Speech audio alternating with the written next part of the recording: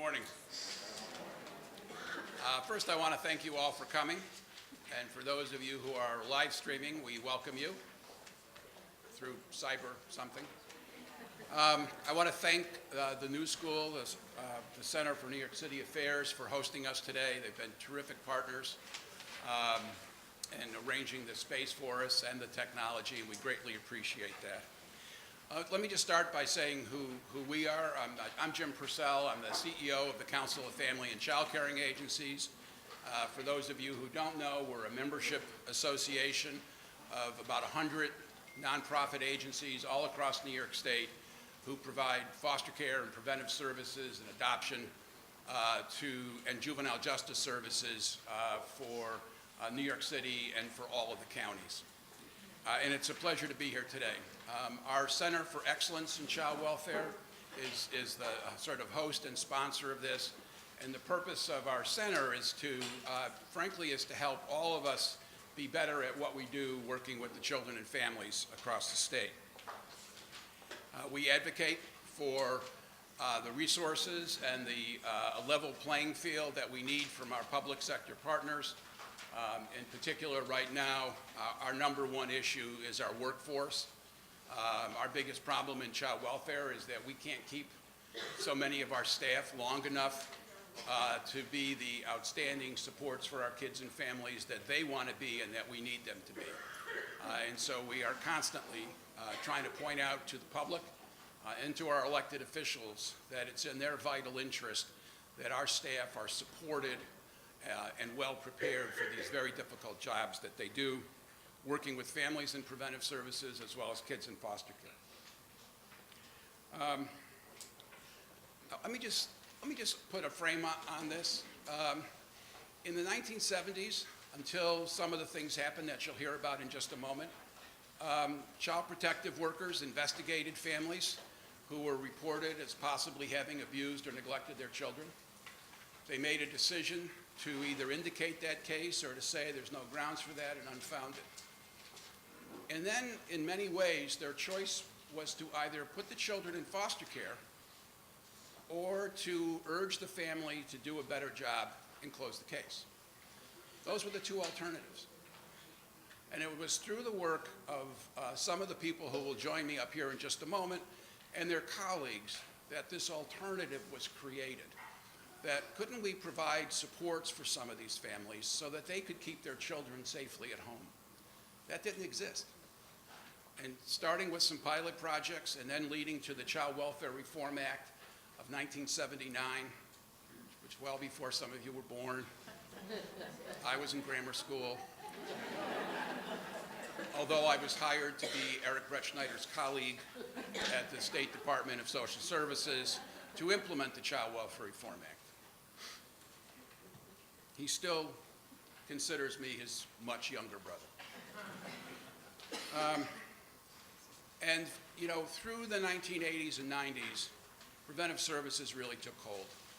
And it was in large measure due to the state formula for funding preventive services, which said that whatever the city and the counties chose to spend, the state would match 75% of the cost. Unheard of. No limits on top of it, no cap, no ceiling.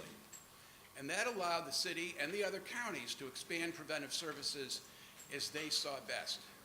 And there is no better example of that than New York City. There is no place in the country, and I talk to my colleagues across the country all the time, they can't believe that in New York City today we have fewer than 8,000 children in foster care, and we have over 30,000 children today living at home with their parents receiving services to strengthen their families.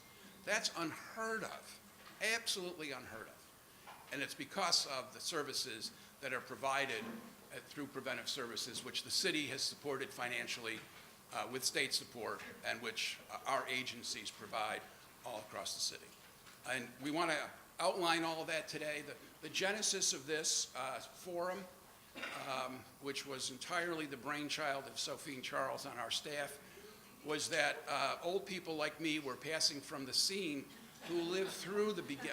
That might have been a request on her part now that I think of it, but that the people who were there at the beginning of all this are passing from the scene, and it's important that we all understand the history, and then how we got to where we are now, what we're doing now, and then our last session this morning will be, where would we like to take this? What should be our next steps? And so we hope that you learn a lot today, and we will try to include questions and answers as best we can. We have a very tight agenda. And with that, let me invite the first panel to join me up here. Eric Brettschneider, who is the first Deputy Commissioner of ACS. Sister Paulette LoMonaco, who is the Executive Director of Good Shepherd Services. Norma Martin, who is retired, don't smile so much at that, who was one of the early pioneers in preventive services and retired as the Vice President of Brooklyn Bureau of Community Services, and Stephanie Gendel, who is much younger. And I wanted Stephanie to be part of this, to talk with us just a little bit about the amazing advocacy work that she did over many years. She's now back with ACS, but in many ways, the preventive service system that we are fortunate enough to have here today in New York City would have been decimated over the past years and past administrations if it wasn't for the work of Stephanie and a number of others. So with that, let us begin. So let me just throw out a question. What happened that led to the creation of preventive services in the 1970s? Well, I can start. Sister Mary Paul Janchel was working at Good Shepherd Services diagnostic program called Euphrasia Residence. And she would see these young people come, and they would get a workup, and then they would either go to foster care or they would go home with their families. But she began to be very troubled that there was no support for the family. And in many instances, it was the family who really needed support. And so, in her words, which they are indelible in my mind, the family needs to be the unit of attention, not the child. And so she and a number of other agencies were able to get some funding, federal funding, Criminal Justice Coordinating Council funding, and opened a family counseling program, the Family Reception Center. So at that point, Barbara Blum was the commissioner of ACS, then called Special Services for Children, and she did an analysis of zip codes of communities that had large numbers of children that were in out-of-home care. That's when we partnered with the Edwin Gould Foundation, who found a building for us, which we rented, and then eventually they turned over to us. And the ultimate goal was to actually have some community-based foster care right there for the children who needed to be removed. Later on, I'd love you to ask me, because I want that. This is generally known as supervision. I'd love you to ask me about the staffing and the whole climate of enthusiasm. Those were the days of no uniform case records, for those of you who remember, no connections. We were able to really give families what they needed. And that was the really exciting thing about prevention. Trained social workers, educational coordinators, because school was a big issue. We had all kinds of programming, family night, teen night, groups, all kinds of activities for young people and families together. Camping experiences, money for psychologists and psychiatrists, so that if a young person needed, or a family needed an evaluation, it could be done right there. There was, I want to give you a quote. I realize I'm already answering my question, but thank you. Sister, what was it like? So Mary Paul also was wise enough to, after the first year, ask the Child Welfare League of America to do a study, to do an evaluation of whether the program was working. Were children really doing better? Were families able to stabilize their young people that had issues. And so this is a quote: "Courage and optimism flavors the whole program. The prevailing attitude is that anything can be coped with. If you don't have a needed service, find it. For that end, there was a community advisory board, there was legal assistance, and there was also a community person who went around trying to find resources or otherwise develop them." So, as a result, the Child Welfare League said, the reception center was really keeping families together and improving the lives of children. At Brooklyn Community Services in the early 70s, and before that, we also offered foster care services. And the board and the staff could see that a lot of the families who came into foster care didn't really need foster care. They needed community supports, and they needed help and resources in order to be able to take care of their children. So that's why, even in the 1950s, the agency participated in a demonstration project funded by the Greater New York Fund. They offered homemaker services to prevent foster care placement. But they were very eager to propose to operate one of the Chapter 911 demonstration projects when Chapter 911 of the laws of 1973 were passed. And similar to the Family Reception Center, we had all masters prepared social workers, and the emphasis was on getting to know the families, spending time with the families, doing careful, thorough assessments of the families, and providing any services that they needed, from buying cribs or winter jackets to getting psychiatric evaluations. And a lot of the number one main service was social casework counseling. So, good morning, everybody. I have to start by saying kudos to Kafka and to Jim and to Sophine and everybody who made this happen. Yeah.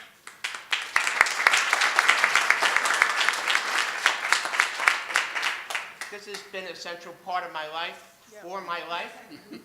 But I woke up this morning somewhat surprised at how excited I was to come here.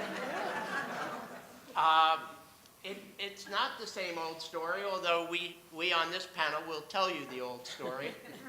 It is one of the most amazing journeys that I have ever witnessed or been a part of in the human service sector.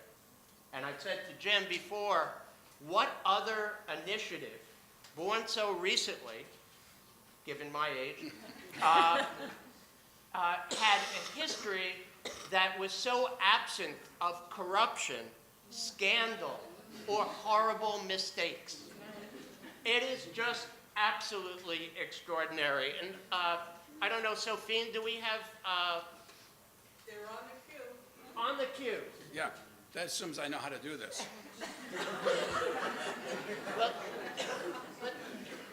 Let's, there it is. Excellent. Jim, you've always been in charge of technology, and now I know why. We'll Yeah, call later. it. Yeah, Later. So this journey, about which we're going to talk about the past, I want you first to see this is for those of you who aren't old enough. This is what we used to call PowerPoint.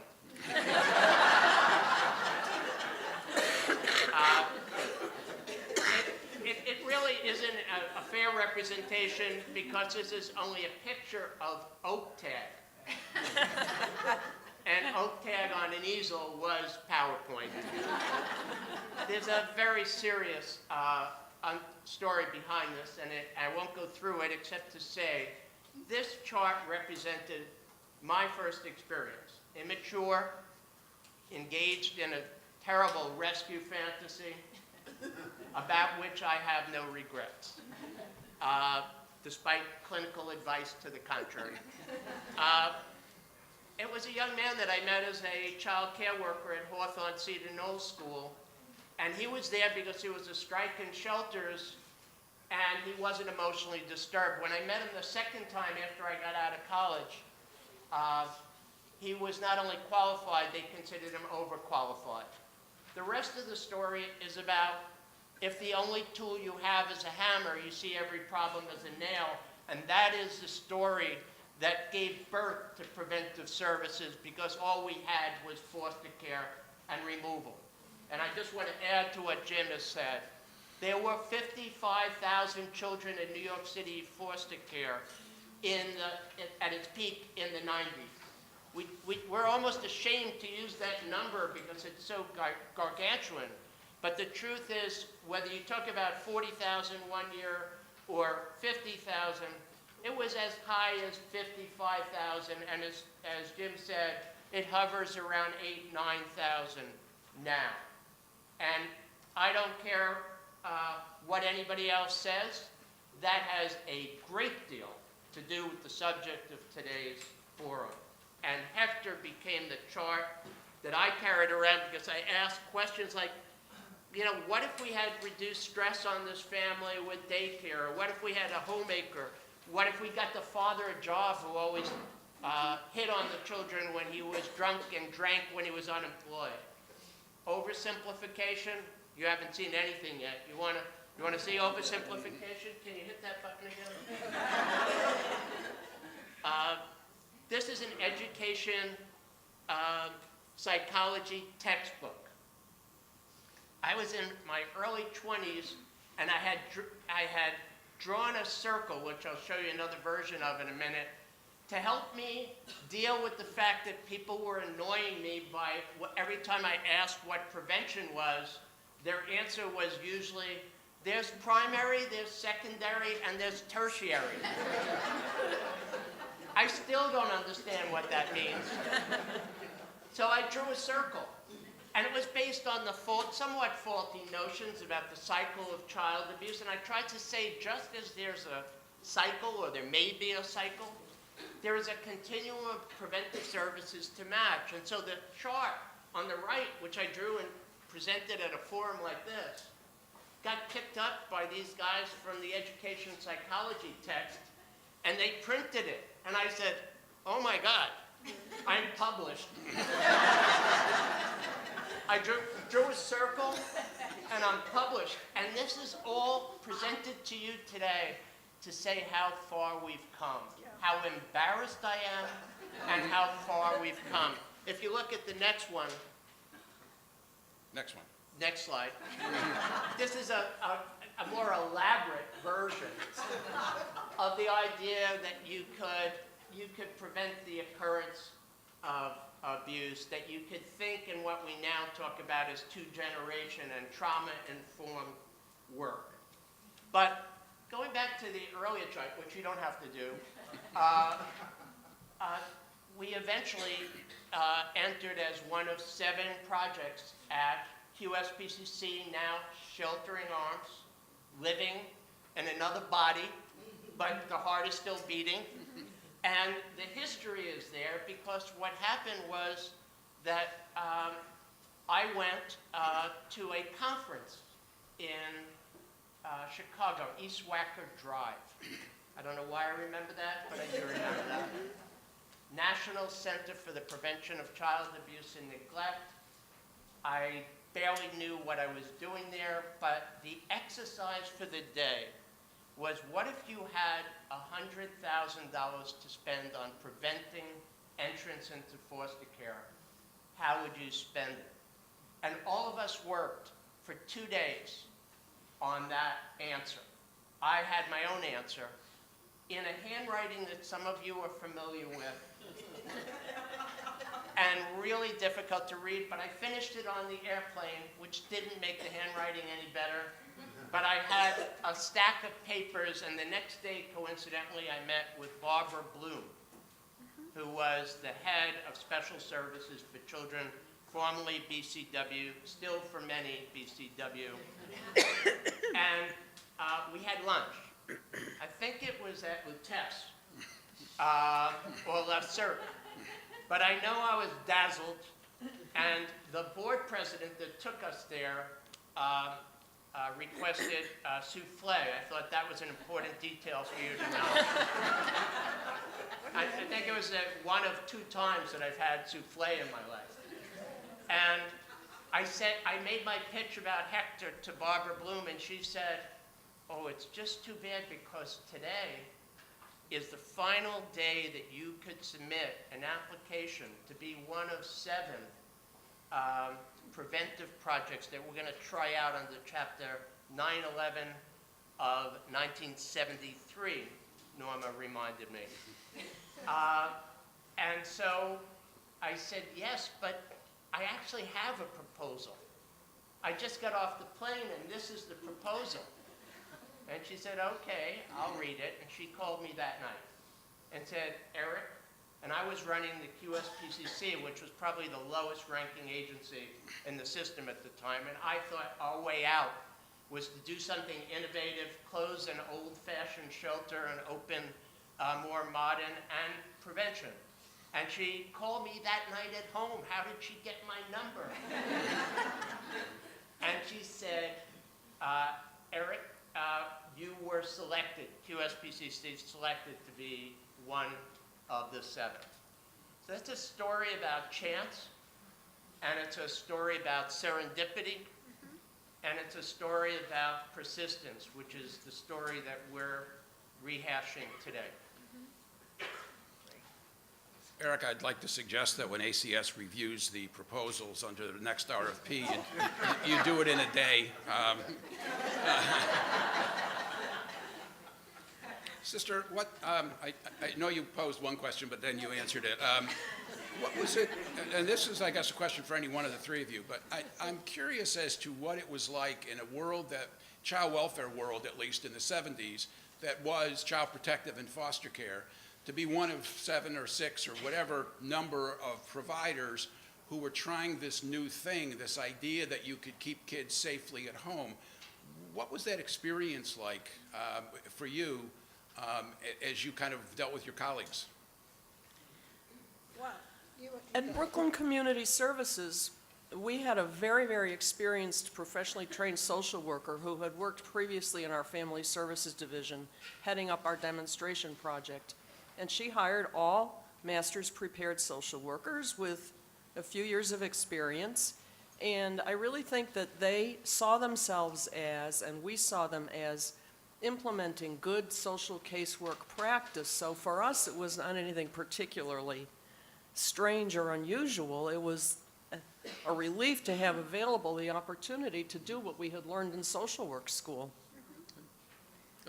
You know, early in the 80s, when I had come into the child welfare system, there was a tension in some cases between foster care and preventive. I remember an early, what was then SSC deputy commissioner, questioning whether agencies that provided foster care could also be trusted to do preventive services. And of course, the problem with that was that the expertise of working with these families on a day-to-day basis that's where it was. And so I think today in the city we have a very interesting mix of, there's probably 54, I think, nonprofit agencies that provide preventive services, and I think a little under half of those also provide foster care. So it's I think, a valuable mix of that we see today. Eric, would you, yes? Yeah, let me just add to that. I think that because of that tension, and at that point, even Kafka was focused very much on residential care or foster care. A group of us, Richard Murphy from then Reedland, now Center for now, what am I saying? I'm looking at you. Harlem Children's Zone, myself, Pius the 12th, Jim Marley, and a colleague who's no longer with us, Jean Thomases, started the Neighborhood Family Services Coalition. Why? Because we realized that there wasn't this broad acceptance of the plight and the situation of people really doing community-based work. And how could we get ourselves together and start to advocate to make sure that policies and programs were, really working? For example, it's hard to imagine this, but you couldn't get into a public school without bribing the custodians. So that was a big report that we wrote. Open the schools, that was followed by Open the Schools for Real. That was, those research papers were done by Interface, which no longer is around. But we one of our members actually had a threat from the Gambino family because the maintenance people, the school custodians, were all organized, and they did not want any of the community-based programs moving into their schools and messing things up.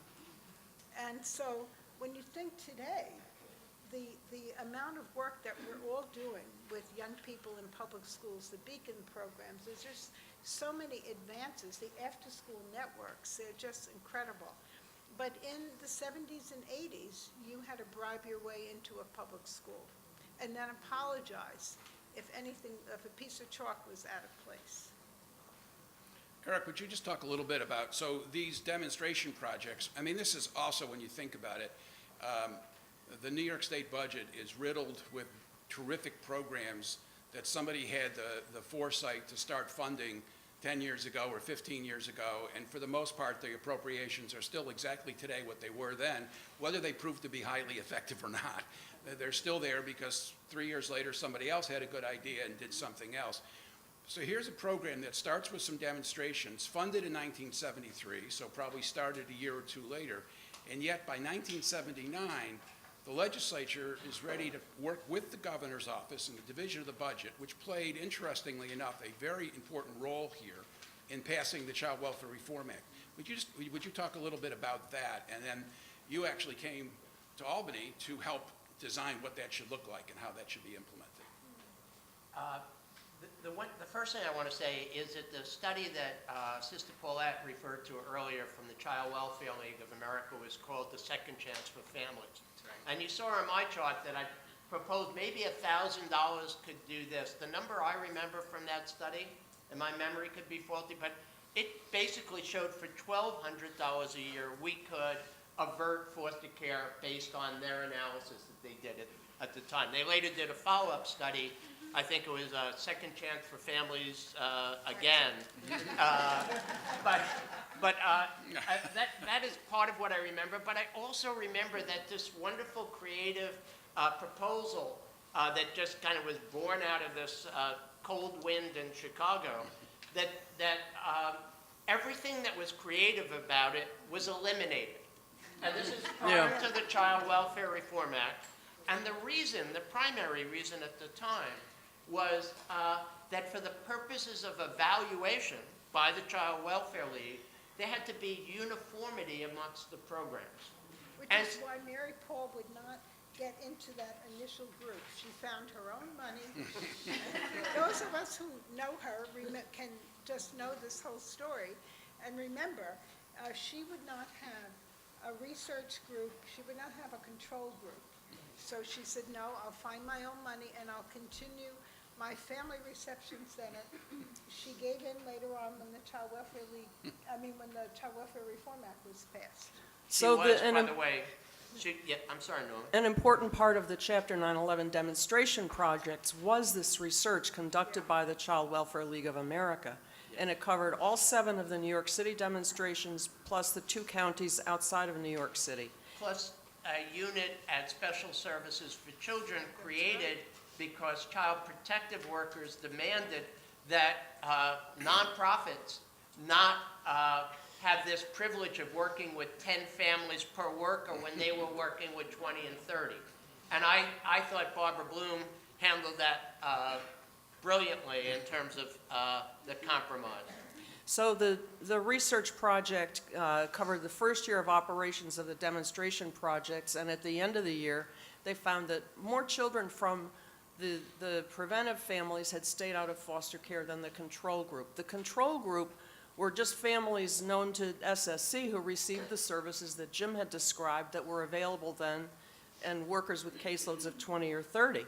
And the league, Marion Jones in particular, did a 5-year follow-up of the same program, which endorsed those results. And I think that these research projects, the Family Reception Center and the Chapter 9/11 research, those 3 all helped persuade the state legislature to pass the Child Welfare Reform Act of 1979. Exactly. And they did it at midnight somewhere in 1979.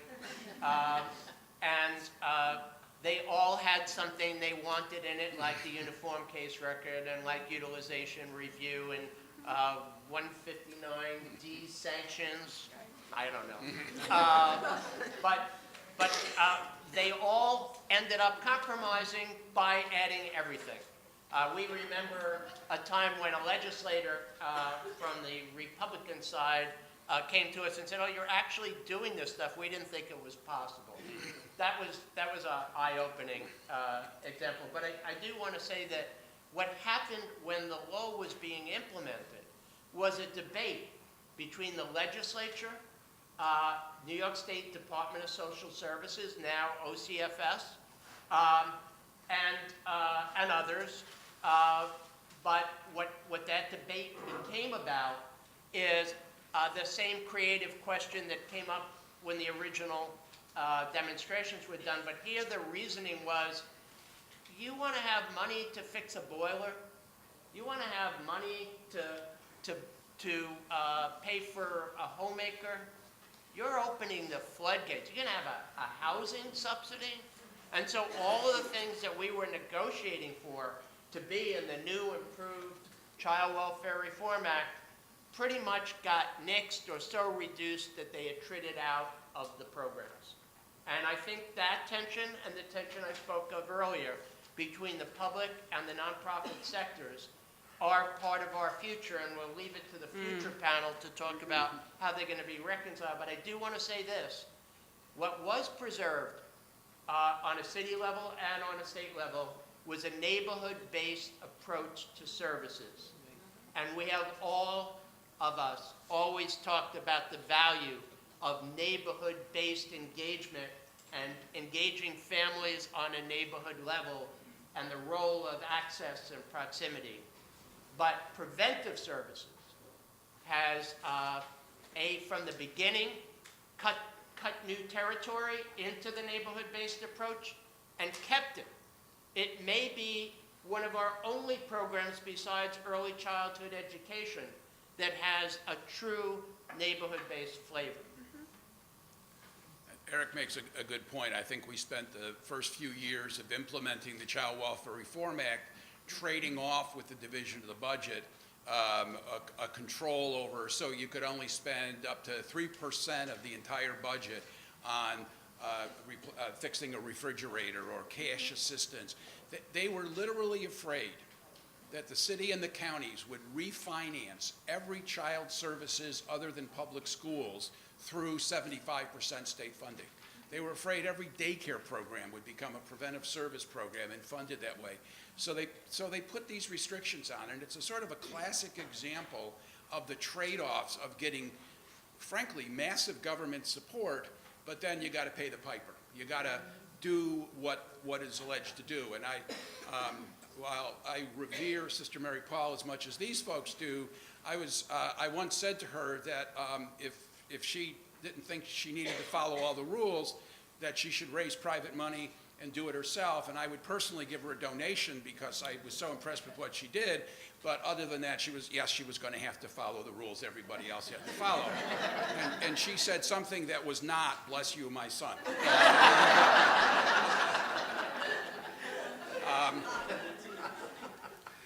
Let me turn to Stephanie for just a moment. So having grown this system, and then we got into some rougher financial times, and there were efforts made to cut back on preventive services. There was an effort, the mayor proposed one year to reduce preventive services by 3,000 families, as I recall. Later, we were dealing with too many families per worker. Can you just talk a little bit, Stephanie, about the work that you did when you were with the Citizens Committee for Children to organize opposition to that? Sure. And so let me just first start by saying also I really appreciate being part of this panel. One of the interesting things about being part of this panel is when you start work in a field in your 20s and you work with all the same people in this room, you don't realize that you're aging until you're on the history panel.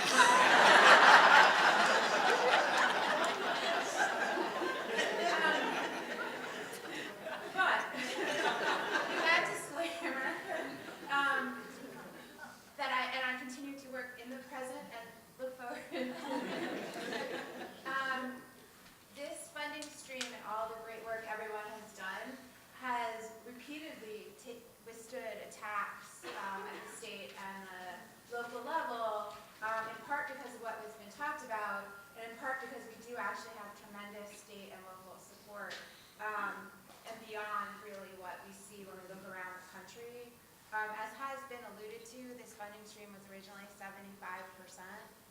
reimbursement at the state level. It was then, in the early 2000s, there was a moment in time, many of you will remember, where it was block granted and cut significantly. We saw foster care go up, we saw prevention go down. That got rectified at 65% state reimbursement. In 2008, in the middle of the night, and actually in August, even though the budget's due in April, the budget was really tough then. As you might remember, Governor Patterson was trying to issue pieces of the budget in the middle of the night. Somehow, in the course of all of that, our funding stream got lowered to 62%. That was over 10 years ago now. It's almost hard to believe. And for the last decade, we've been trying to get that 3% back. So far, unsuccessfully, but we are currently in budget advocacy season. So there's the opportunity to fight for that 3%. As we lost funding and the economic downturn hit at the local level, you might recall there was a new RFP in around 2010. Citizens Committee for Children issued a report that I drafted called The Wisest Investment that really tried to save, justify the need to save the 3,000 slots, including at the time there were tremendous wait lists. Families couldn't get into services. The last thing we need to do is cut back. The city council saved those 3,000 slots. Who was the chair of the General Welfare Committee at that time? Annabelle Palma, now the Department of Homeless Services. I thought it was Bill de Blasio, that's why I asked. That's right, yeah. No, so I did leave Bill, I shouldn't, now that I work for the city, I shouldn't have left Bill de Blasio out of the story. So, what he had done, before we saved the 3,000 slots, there was, when Nick Mary Brown died in 2006, after that, there was a tremendous increase in the use of prevention. And he did what was called the Child Safety Initiative, which lowered caseloads in prevention from 15 down to 12. And because that was a council initiative, we spent many days on the steps of City Hall every May and June trying to get that restored. Both the 3,000 slots and the Child Safety Initiative funding eventually got baselined into the budget. And so we were doing well, and you're going to hear about all that when we talk about the present. We were able to use all those resources to really expand capacity, but also bring in evidence-based programming. And then last year, in what felt like a real shock to me, the state proposed to cap the open-ended funding stream, which, if you're not a budget guru, if you cap an open-ended funding stream, it's no longer open-ended. Then it's a block grant. And that would have cost the city about $130 million this Stephanie, year. can I cut in for just a second? And let me just say that what it would have done in every budget going forward in the city is it would have pitted preventive services funding against child protective services workers. That's what it would have done, because they're funded through the same funding stream. And so as caseloads go up, or city salaries go up, or any health insurance costs for city workers goes up, there would have been this permanent squeeze on preventive services. It's exactly what happened when preventive was in the block grant and had to compete first with child protective and foster care, and then just with foster care. It will always lose, because it's not going to save you money today, it's going to save you money tomorrow. So winning that fight last year with Stephanie's leadership and ACS's leadership, I might add, was just a tremendous victory. And I'll put in a plug for Assemblymember Hevesy, who immediately understood this issue and ran with it and was able to explain, perhaps over the top, but legislators are allowed to do that, about the impact, and really fought hard. And so we did leave last year with our funding stream intact at 62% reimbursement. Remember, don't forget, we still have to try to get that 3% back. Yes. But before I turn it back over,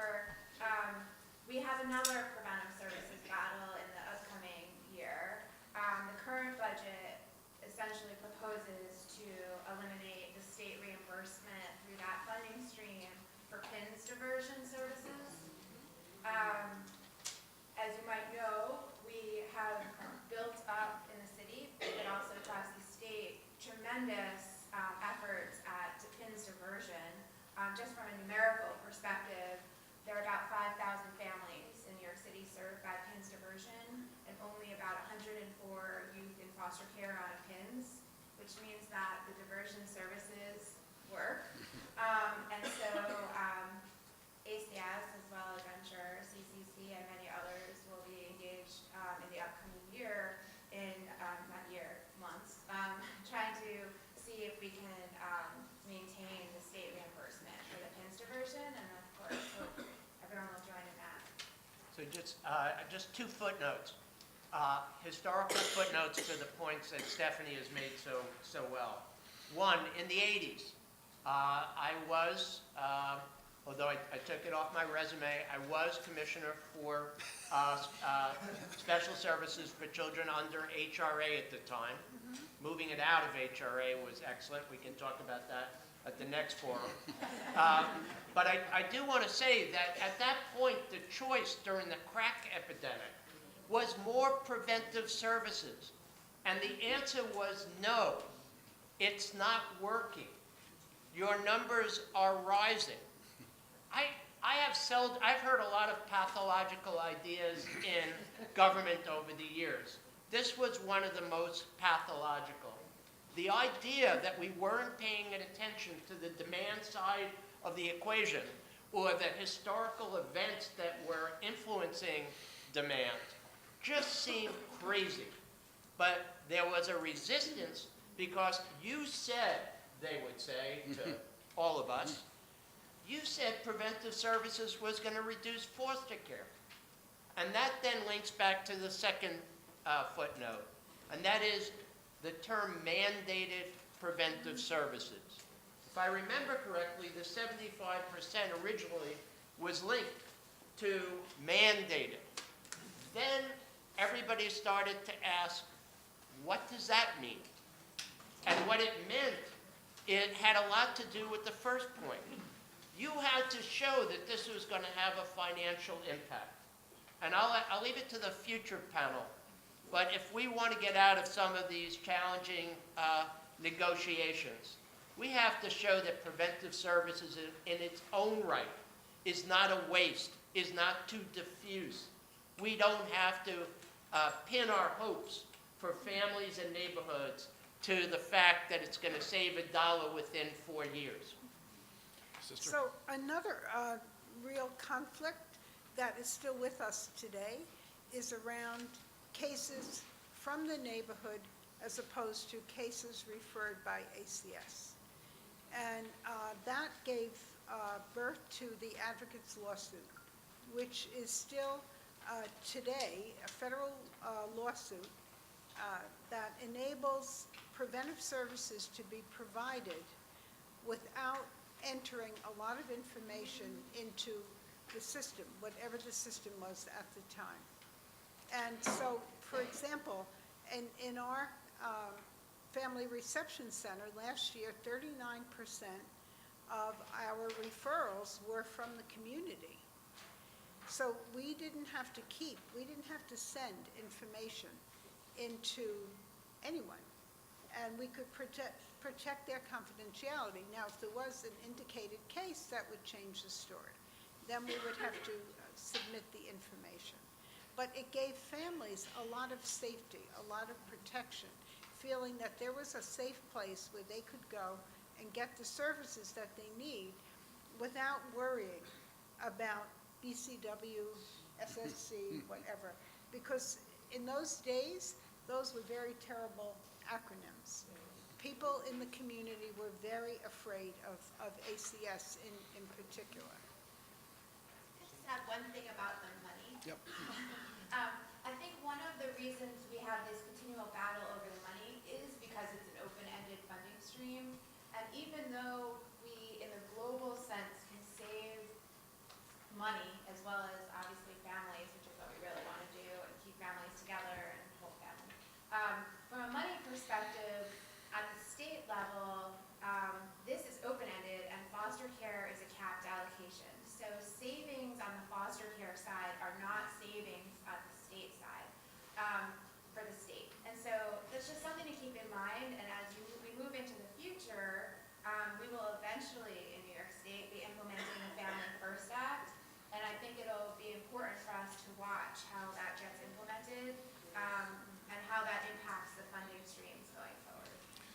Chair, if I could, just a quick acknowledgement. Frank Spain, who some of you know from Graham Windham, or you know him from city or state government, sent me this email.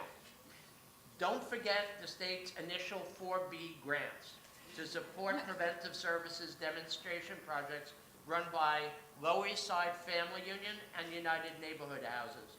A grant was also made, as I think we referenced, to the Child Welfare League of America to evaluate the projects. Just, Frank wanted to slip that in here, and I owe him. So, Let me just add one note to something Stephanie said as a sort of a prelude to the future conversation in about an hour. The Child Welfare Reform Act was very clear, as Eric just said, that 75% reimbursement from the state was for mandated preventive services, and that was defined as children who were at imminent risk of foster care. So we spent a long time at the state trying to define imminent, and you know, we tried actually once saying that imminent meant you thought it would be within the next, I think, 60 days. That was imminent. That didn't work, and so we finally said, you'll know imminent when you see it. like art. Go read that regulation, which Eric wrote. And so, but the Child Welfare Reform Act also provided 50% reimbursement, which was not very attractive to the counties, right? But 50% reimbursement for optional preventive services. A horrible name in any budget fight is optional. But optional preventive services were meant to do exactly what these folks were talking about. It was designed to say that New York City could say, we think families in this, we've looked at our data, that Citizens Committee for Children does an amazing job of putting out a data book every year about what are the high-stress neighborhoods for families. We could look at that and say, we think this community, we think the kids and the families are at risk of foster care, and so we're going to provide a program to address that. In Albany, there was a program that said in this community, this part of the city, middle school kids are at high risk of gangs, of violence, et cetera. So there's a program that does not have individual eligibility. Any kid in middle school who lives in that zone is eligible to come to their, frankly, to their after-school program and stay out of trouble. Because it was optional, it withered. And then finally, the state tried to eliminate all the funding one year because it was optional. Turns out OCFS didn't even know who was still funded to do this, so they asked everybody, what are you using this money for? And when they looked at the list, they went, wow, we don't want to give all this up. So they restored exactly $13 million, and that was probably 10 years ago. And today, those particular programs are still funded with that money. But you can't open a new program, and frankly, if the Albany County decided that community was now gentrified and was no longer at risk, they couldn't even move the program because only that program is funded for that.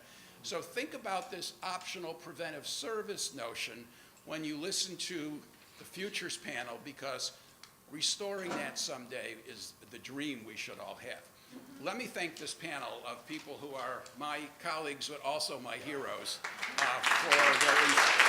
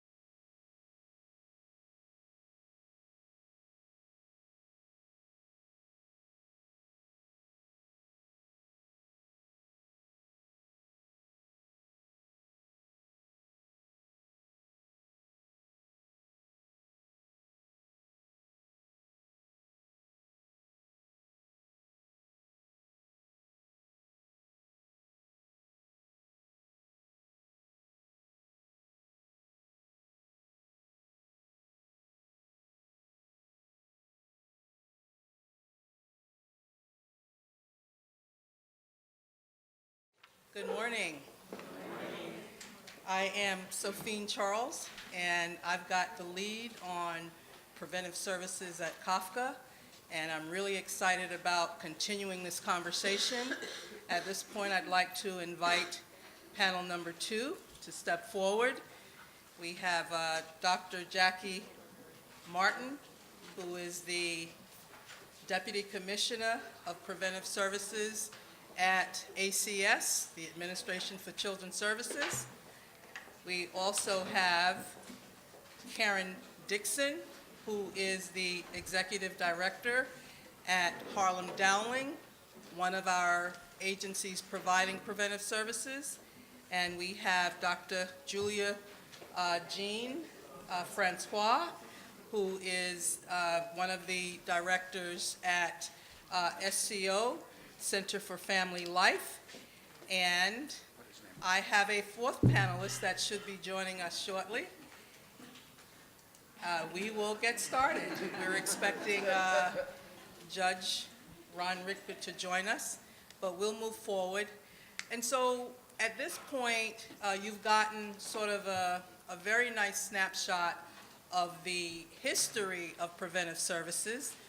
And at this point, we want to give you a scan of what's happening currently in preventive services. And this panel is going to give you sort of the state of the current affairs of preventive services.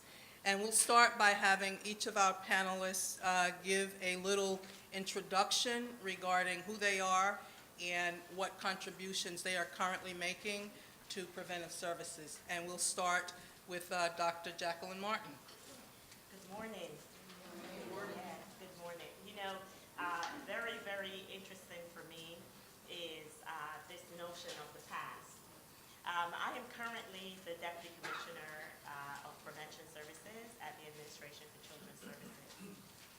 But I didn't get here without,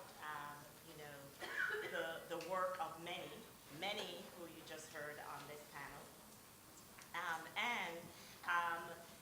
What the folks that I call my heroes in this field. And so I started this journey in prevention services in the South Bronx. Very much a pioneering agency, then Dominican Sisters, family programs. And without that beginning, there is no way that I could be doing what I do now. One of the brilliant things that has happened throughout this entire history has been the building upon the successes of the past, building upon the vision that many of the pioneers in this work really did. And I remember starting out as a very young social worker. One of my first jobs, I was working at Covenant House with the runaway youth, and just really knew that my calling was to serve families and children. And so that opportunity in the South Bronx really was the beginning, where I got to work with some amazing individuals, and not just working on delivering the service, but actually watching them in action. All of these, the wisdom that you have is really about their foresight, their vision about the work. And so I look forward to sharing more about, our present, but I just feel so gratified that my current is so much tied to the past that you just heard about, and what wonderful work that everyone has really contributed to this. Thank you. So, good morning, everyone. I think I'm loud enough for you all to hear me without the microphone. So my name is Karen Dixon. I'm the Executive Director of Harlem Dowling. When Sophine and Jim asked me to participate in this panel, I had a lot of thoughts. And this morning, for whatever reason, as the weather was transitioning from cold to freezing, I woke up and I had the thought at 2:30 in the morning that 2019 is my 30th anniversary in child welfare. I'm aging well. So it was an epiphany. You don't think about it. All you think about is your journey, and the journey that I've had in my professional career. So as I said, I'm the Executive Director of Harlem Dowling West Side Center. Our history dates back to 1836. We are old. We are what's noted in the history books as the first organization in New York City to provide services to children of color. And we were particularly founded for that very reason. Today, we are, and we actually was just foster care services at that point. Today, we are actually a preventive organization. And some would consider us a smaller organization compared to a lot of the organizations that may be in the room and that's in the sector. And through our preventive work, it is not just preventive services with ACS that we provide. We also provide services to the OPWDD community. So we serve children and families. We serve from birth to senior citizens to help them access services through the OPWDD system. We do a lot of after-school programming. We serve at least 300 children daily in after-school, as well as we operate an emergency food pantry. And we try to integrate our services because the families that we represent are families similar to the ones you serve that not only have issues related to safety and risk in their households, but they have issues around food insufficiency, poverty, domestic violence, homelessness, living in compromised housing systems that often makes it difficult for them to even address some of the other issues that the families are looking at. And so as we have our discussion today, I look forward to talking about the work of preventive services and how we offer and bring innovation to the work that we do for the families that we're working with. Thank you. I sure do. I have your PowerPoint. Well, thank you very much for inviting me. It's wonderful to be part of this panel, and I feel like listening to Sister Paulette and Eric, I feel like we can just say, same thing going on now. It's in a preventive life as it was before. I'm the co-director at Center for Family Life in Sunset Park, Brooklyn, and the center was founded by Sister Mary Paul in 1978, and we proudly follow her direction and lead to this day. If we could maybe get to the next slide. We serve about 14,000 individuals, which is 10,000 families in Sunset Park, and all of our services are co-located, apart from those services that happen in 9 different school programs, all in Sunset Park, Brooklyn. So over the course of the year, we serve about 7,000 young people at after-school beacon programs as well. That's about 1,500 kids a day in after-school programming. We do SYEP in the same neighborhood. We serve about 5,000 people a year in our food pantry. We have a single-stop program that some of you guys might have heard of through the Robin Hood Foundation, where we do public benefits enrollment. We're an Action NYC site where we do legal services for the community for free, immigration legal services. We also have wage and hour attorneys, landlord-tenant attorneys, other kinds of legal representation that we can provide through the center's program for free.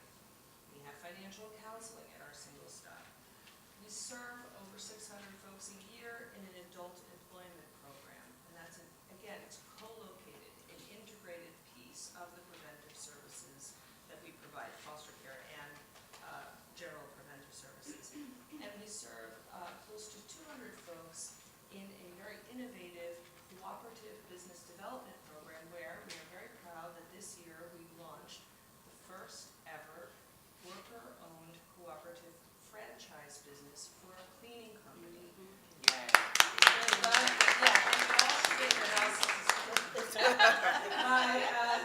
Upandgo.coop, and so there are Up-and-Go outlets in Brooklyn, in Staten Island, now in East Harlem. We're joining forces with folks probably in another part of Brooklyn later this year to expand that cooperatively owned franchise. We serve over 3,000 people in a given year in an EITC tax program, and last year that returned $5.7 million to Sunset Park, which is an enormous infusion of cash to the neighborhood. So all this is by way of saying that, just as you heard in the earlier panel, we think of preventive services as a community development enterprise. To the slides you see here, we think about, we're a settlement house, and we actually are only one of 2 settlement houses in the city that provide preventive services, which is sort of a matter of interest to me, and I think the only one that does foster care. We're a settlement house. We look at our work fundamentally as community development. physical space where the work happens, but also as a political space, an economic space, a cultural space. And we understand our work in that space is to lift up voice. And preventive services is an essential part of our toolkit for doing that. We start our work looking very broadly at the aspirations of our community, and we consider our work to be in partnership, not that we are experts doling out a particular intervention into a community. Rather, we are partners in the work, and we are joining, linking arms to create a foundation where people can actualize their potential. And lastly, I think that this is the most important point I want to make in this very beginning statement, which is we look at preventive services as a period of time, 12 months, to work in partnership so that families are prepared to be their own advocates for the rest of their lives. A very moving story for me was a family who had been in our preventive services and also in our cooperative development program that started to understand things like when you have no heat in your building, you can advocate because you have a lease and a contract to get heat turned on. So importantly, and I'll end with this, we feel so strongly at the Center for Family Life that it is not simply enough to create positive communication and loving relationships through a clinical intervention when you're sitting in an unheated NYCHA apartment with lead paint raining down on your head. If all we're doing is helping people communicate and have loving relationships, we are agents of social control. And that is completely unacceptable as a role for preventive services. We cannot be, and I'll be extremely radical and then I'll zip it, we cannot have preventive services weaponized. We are not ears and eyes to surveil communities in order to blame them and punish them for factors that we don't help them to solve. And so I think it's what I wanted to stir up today was the idea, and this is all Mary Paul. I mean, I'm just like a conduit. This is Lisa Caswell. This is our friends and sisters in the work and brothers in the work. This is about a social justice agenda. Yes. And so very fundamentally, I fear that when we talk about the future, we might be talking about different ways, and I'll be very radical, to, thank you, to rearrange the chairs on the Titanic so that people feel like we are helping folks. And we have to ask ourselves, what is help and how does it serve people having voice and becoming advocates for their own communities? So with that,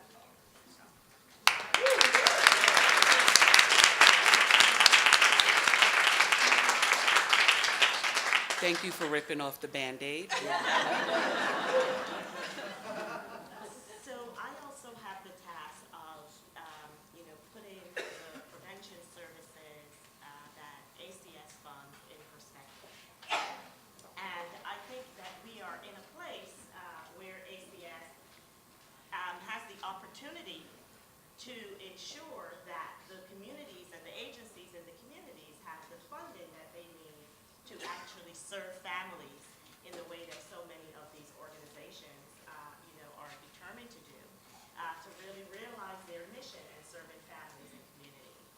So I want to spend a few minutes just sort of giving you a sense about what the scope, the landscape of prevention services today is like, and we certainly have come a very long way. So today we contract out prevention services to approximately 54 nonprofit agencies who have the charge of serving on any given day 24 to 25,000 children in New York City across the 5 boroughs. And that is a huge amount of responsibility.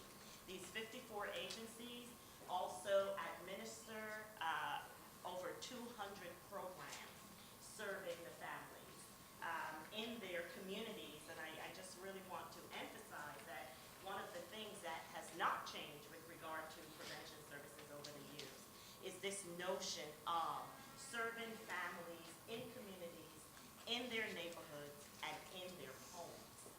We do believe very strongly, and it is the role of prevention services to keep children safely at home, ensuring that they have the supports that they need to be able, and parents have the supports that they need and the resources that they need to keep their children safe and protected in their homes. Along with those 200 programs or so, our role in the Division of Prevention Services at ACS is to really ensure that families who come in contact with the child welfare system, namely our protective services. Louder? Oh, We're actually live streaming, so we need volume. does that mean get closer? Yes, and Okay, louder. better? I thought it was pretty loud. There you go. That's it. That's it. So maybe it's getting closer. Okay, sorry about that. You don't need me to repeat anything, do you? It's on. Hello? Okay. I can't tell. Yeah, I can't tell whether or not it's on, but I'll. Maybe this one works. Hello? There you go. So did you hear anything that I said? Okay, all right. Well, sorry about that, yeah. So, our role within, as I said previously, within the Division of Prevention Services at ACS is to ensure that families who are investigated by the Division of Child Protection, or CPS, the Child Protection Services, that they have an opportunity to be linked with services, these prevention services in their community. And so over the years, what we have found in the last couple of years, about 80% of the families that are investigated are ultimately referred to and linked to prevention services in their community. I think it was Eric who said this before, that we feel very strongly that it is because we have invested in prevention services in these communities that we have been able to not only reduce the number of children in foster care, but while the nation has seen, across the nation they've seen an uptick of children entering foster care, New York City has continued to see a decline. So today we have less than 9,000 children in foster care. And as I said before, on any given day, 24 to 25,000 children receiving prevention services in their homes.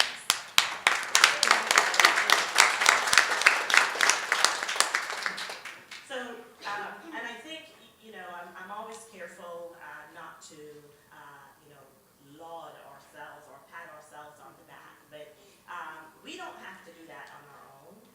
Last year, Casey Family Programs, who did a look at our implementation of evidence-based practice in New York City, recognized ACS and or New York City Partners in Prevention Services as a national leader in investing in the continuum of prevention services. And so I can tell you, because I get the emails and the phone calls on a regular basis from all across the nation, folks wanting to have conversations with us in New York City about, how did you do that? How did you accomplish this? How have you been able to, over the years, really achieve these phenomenal outcomes for children and families? And I have to say that, it is not because simply of ACS, but it is because of the partnerships and the nonprofit agencies that do this tremendous work each and every day in the communities with families. And so we are very grateful for these partnerships. So you heard mention about the funding and the cuts that we have had to endure. I think in government they call them pegs. And I remember being in the private sector at a nonprofit agency when some of those cuts were made. For example, we have the Family Treatment and Rehabilitation Programs, which is, or we call them the FTR, that works with families where there's parental substance abuse and or mental health issues that put the children at risk of, foster care placement. And I remember when we started out the FTR model, we also were providing direct substance abuse treatment. We had those models linked. And one of the first cuts that we endured was actually closing the substance abuse treatment aspect of that work. Well, years later, we had actually been able to, not necessarily, I think we still have one or two nonprofit agencies that were able to sustain their outpatient drug treatment work. For example, SCAN in the Bronx, that was able to actually work with OASIS and continue that funding to not only serve the family in the home with prevention services, but ensure that they also could provide that substance abuse, the outpatient substance abuse treatment that was needed. And so we saw that cut and we knew what it meant. It meant that we had to develop different relationships in community to ensure that the families got the services that they needed through the drug treatment. Well, back then that program was the FRP program, the Family Rehabilitation Program, and we had the foresight and the opportunity in 2011 to really think about, if you would, upgrading our family rehabilitation programs to ensure that we had more of the supports that families needed. So, for example, we added CASACs to part of that model and created a multidisciplinary team, concept. And I think that that's an important recognition, because with the work with our partner agencies, we have been responsive to the needs, the changing needs of families. In the 80s when we had the crack epidemic, we worked closely with the drug treatment programs. And then we also had HIV and AIDS. And we had to find creative ways to also work with those families and meet their needs. Today we have evidence-based models, right? So about 25% of our entire continuum is evidence-based models.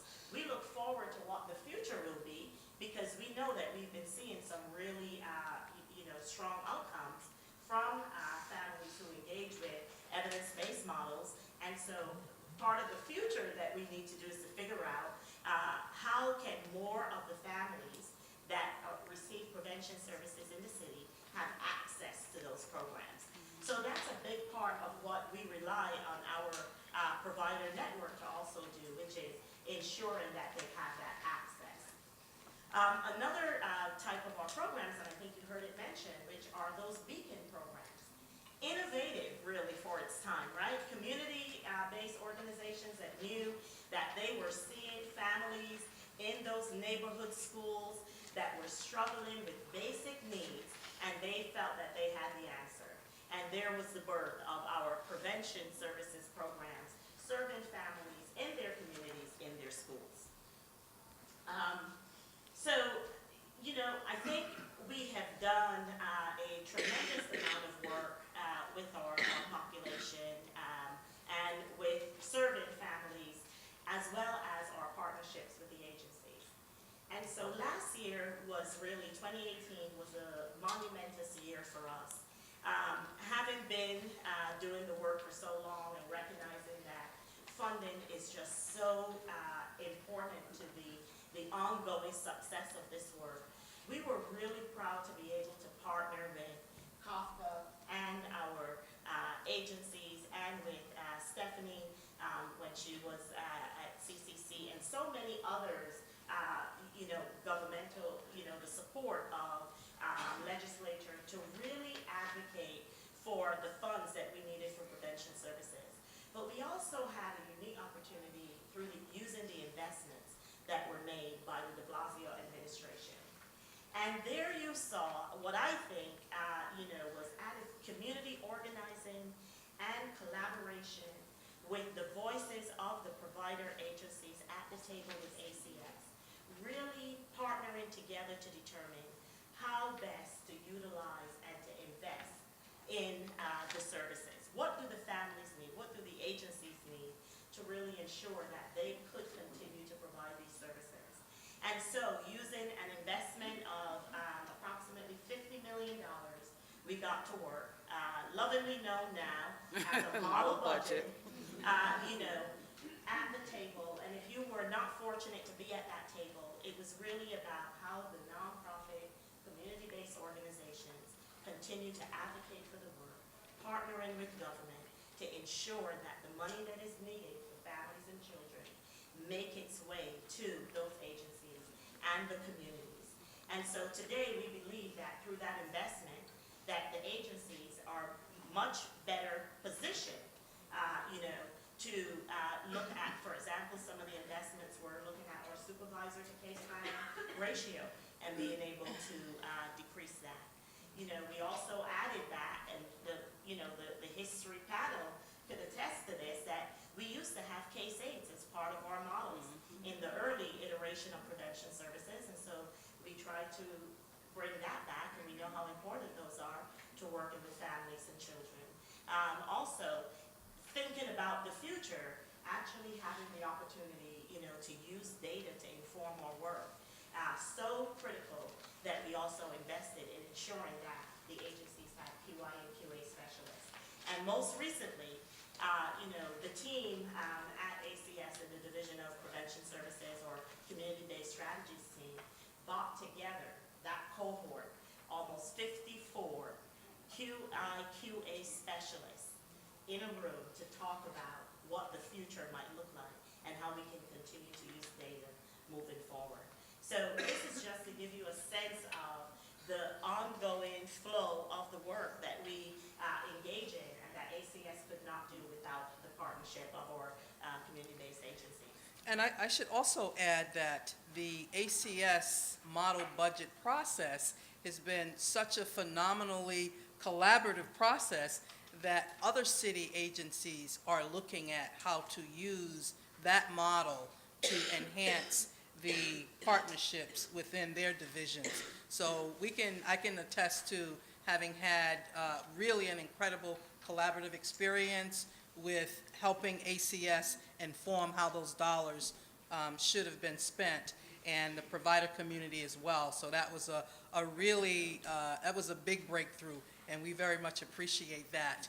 And let me just say that part of this conversation is to certainly highlight the wonderful work that we're doing in our models, but we're also going to take a nice little peek into the good, the bad, and the ugly in terms of what happens as we deliver services in the city.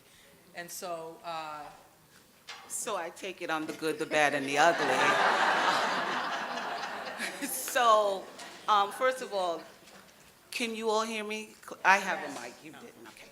So, Harlem Dowling, we are what we would call a general preventive provider, and so we have no contracted evidence-based programs. And we've been doing preventive services for quite a long time. And not only is the sector changing, and Eric, I was so glad to hear the historical aspect of preventive services, because a lot of what happened back in the 70s and the 60s is almost still a lot of what's happening now.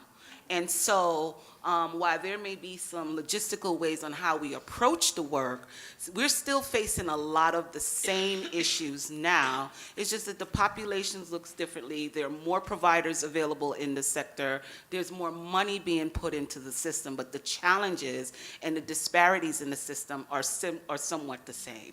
And so as we talk about as a general PE provider, one of the challenges we have is simply the financial resources of not really being able to, as Sister Paulette was talking about, having master's level case planners working with our families.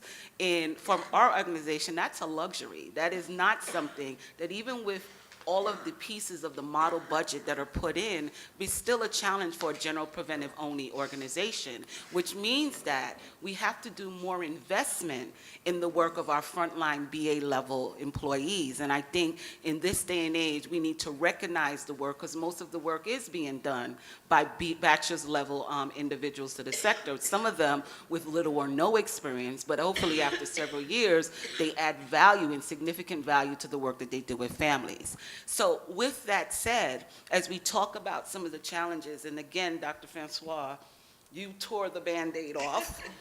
And so there is a conversation about, as we talk about prevention, we talk about who do we serve? Are the families the same from a historical perspective? We see more now, a lot of domestic violence. We serve families both in our Far Rockaway, Jamaica, as well as in Central Harlem and Washington Heights. So let me just peel off by community. Washington Heights is similarly becoming a very gentrified community like the Central Harlem community. And so what happens is, although you see a lot of economic growth in the community, that growth isn't passed on to the individuals that we are serving. And so for all intents and purposes, our families tend to be living below the poverty line. They often are immigrant families. And I know a lot of you, and just looking around the room, I know you serve a large immigrant population. And so they're dealing with a variety of issues, including their financial issues, their housing issues, domestic violence issues that are specific to roles in the family that are not consistent with what the American society would be looking for. And so there are all of these discrepancies that are occurring in our families that creates a significant challenge. And so as we look at and then the final one that I haven't heard yet is the gang involvement. We have at least in all of our locations, at least up to 20% of our young people that are involved in gang programming. And so as we talk about, I know the family enrichment programs are going to be discussed. I know beacons are services, but I think as a sector, we need to ask ourselves right now, where are the gaps?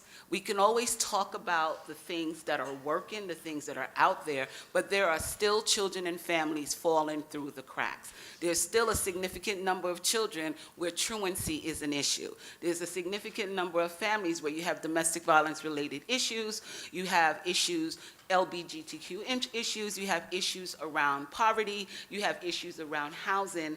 These things still exist, and so it tells us that there are gaps in our system, and this provides us with an opportunity to actually be innovative in the work that we do. So one of the things that Harlem Dowling started to do about 2 years ago, as I said, we're not a contracted evidence-based program, and so what we actually did was we started looking at all of the different evidence-based models that was presently being funded by ACS.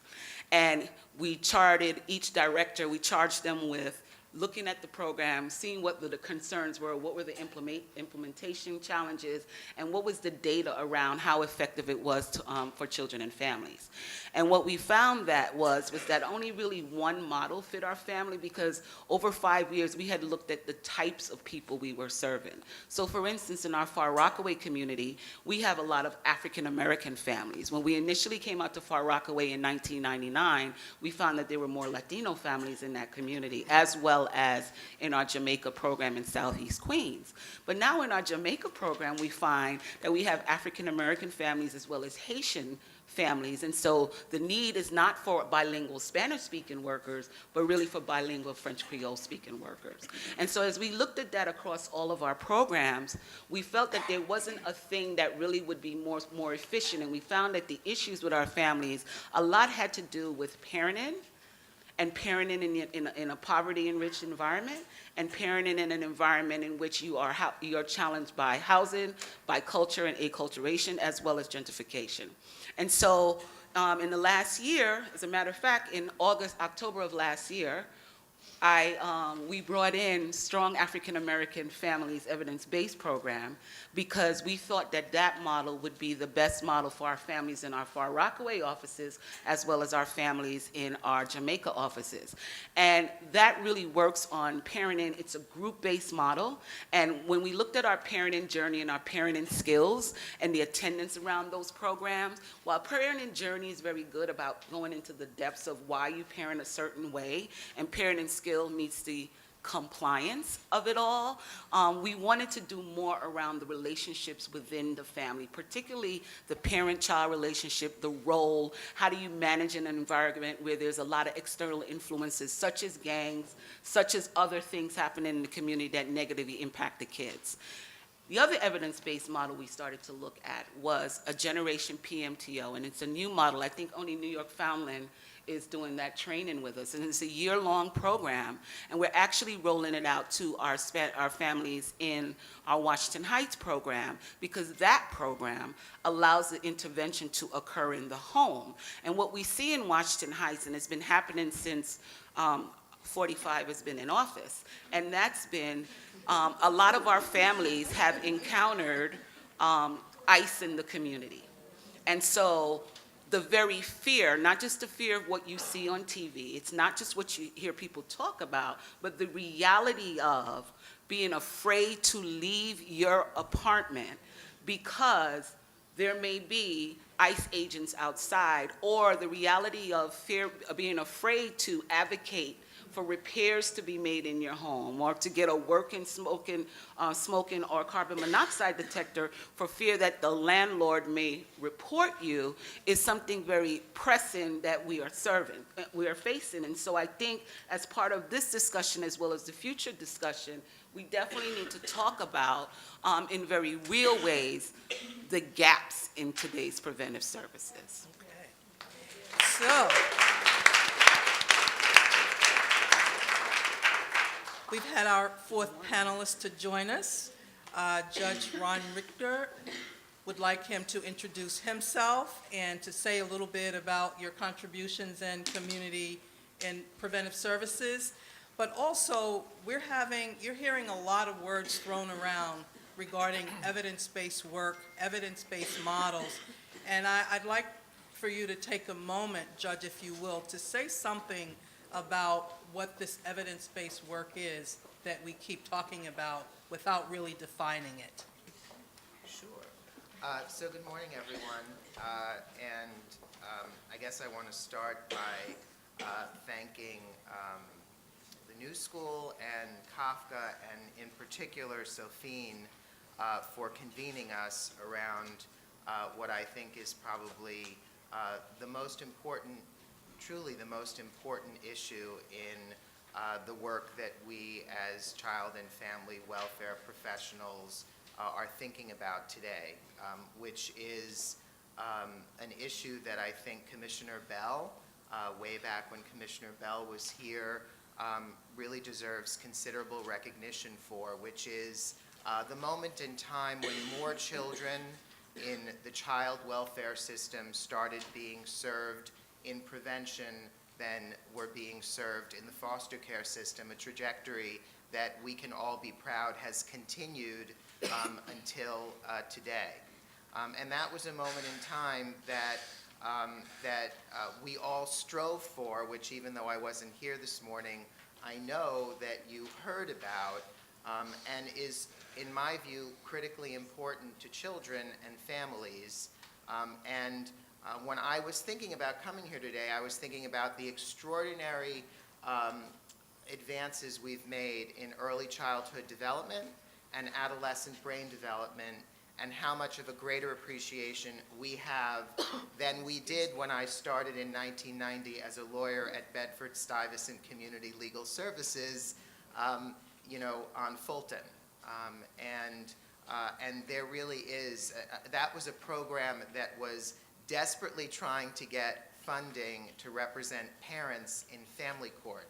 That was in 1990, and my program got money to represent some relatives of parents, but worked really hard to bring attention to the fact that parents didn't have representation in family court. I went to legal aid because I wanted to work in family court. And look at where we have come in what is relatively a short period of time.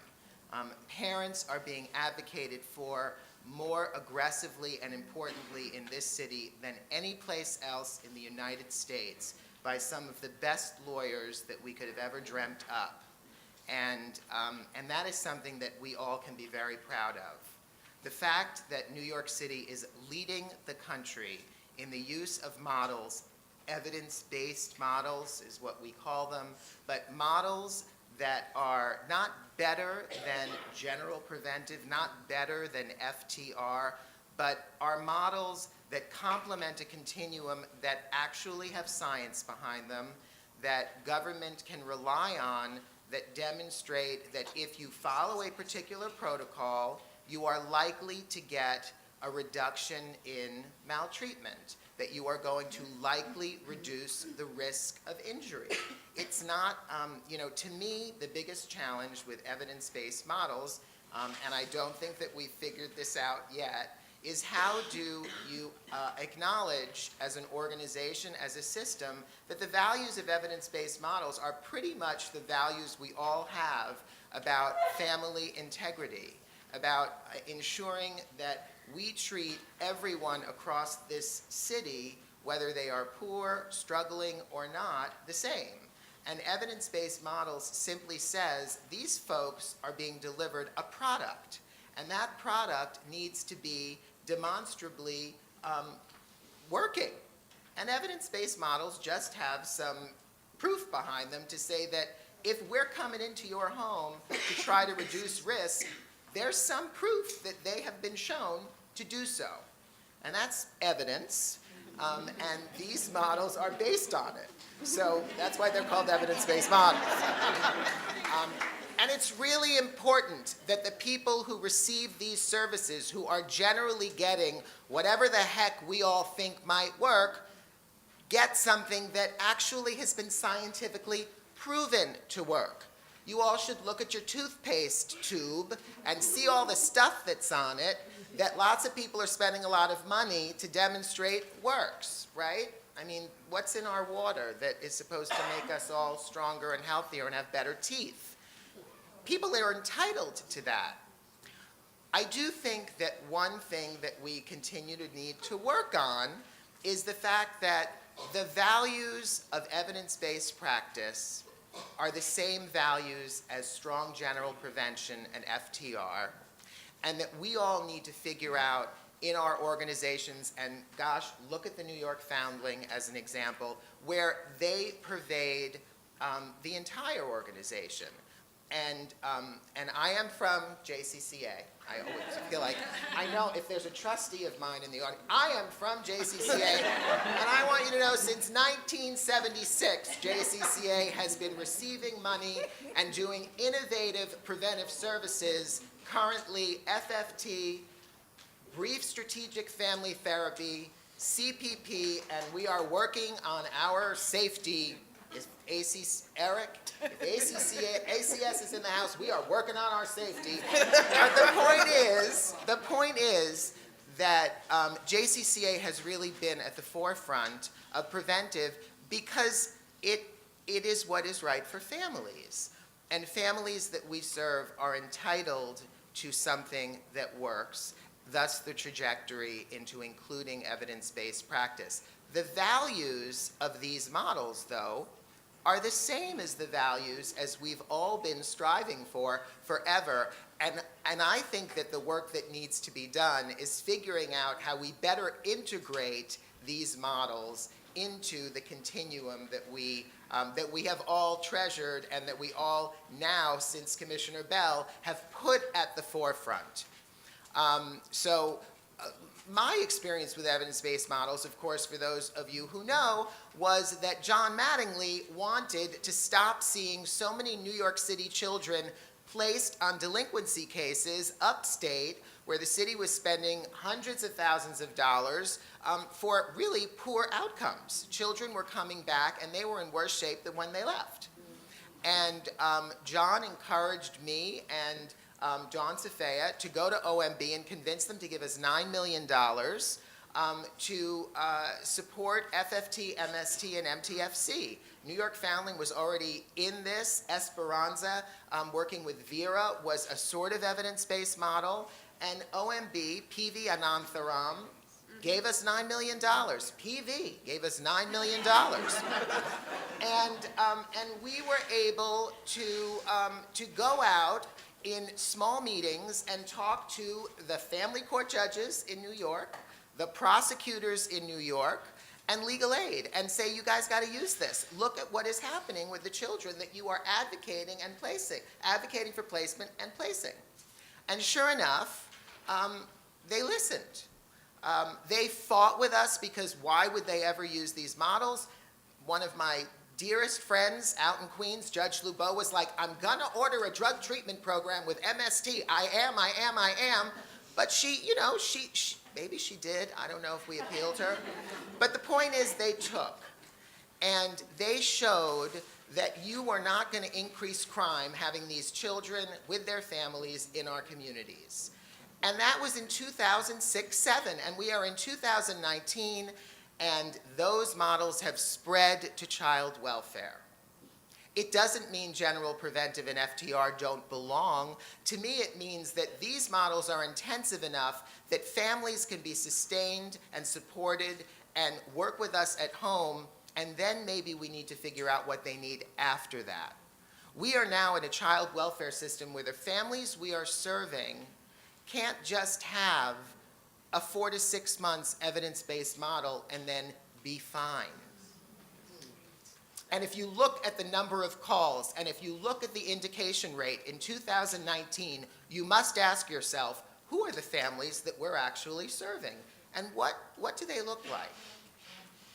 And finally, in my view, why is ACS the agency that should be called upon to answer all the questions?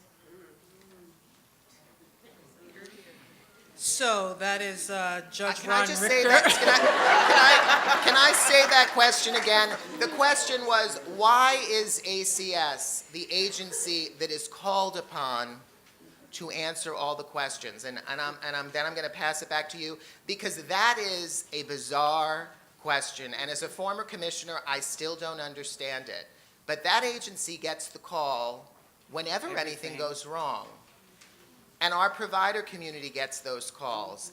And that, to me, is still an issue that we all need to correct. And there is a children's cabinet, and I am a proud member of its advisory committee. And my administration had an interagency task force of which I was responsible when I worked at City Hall in 2008, 7?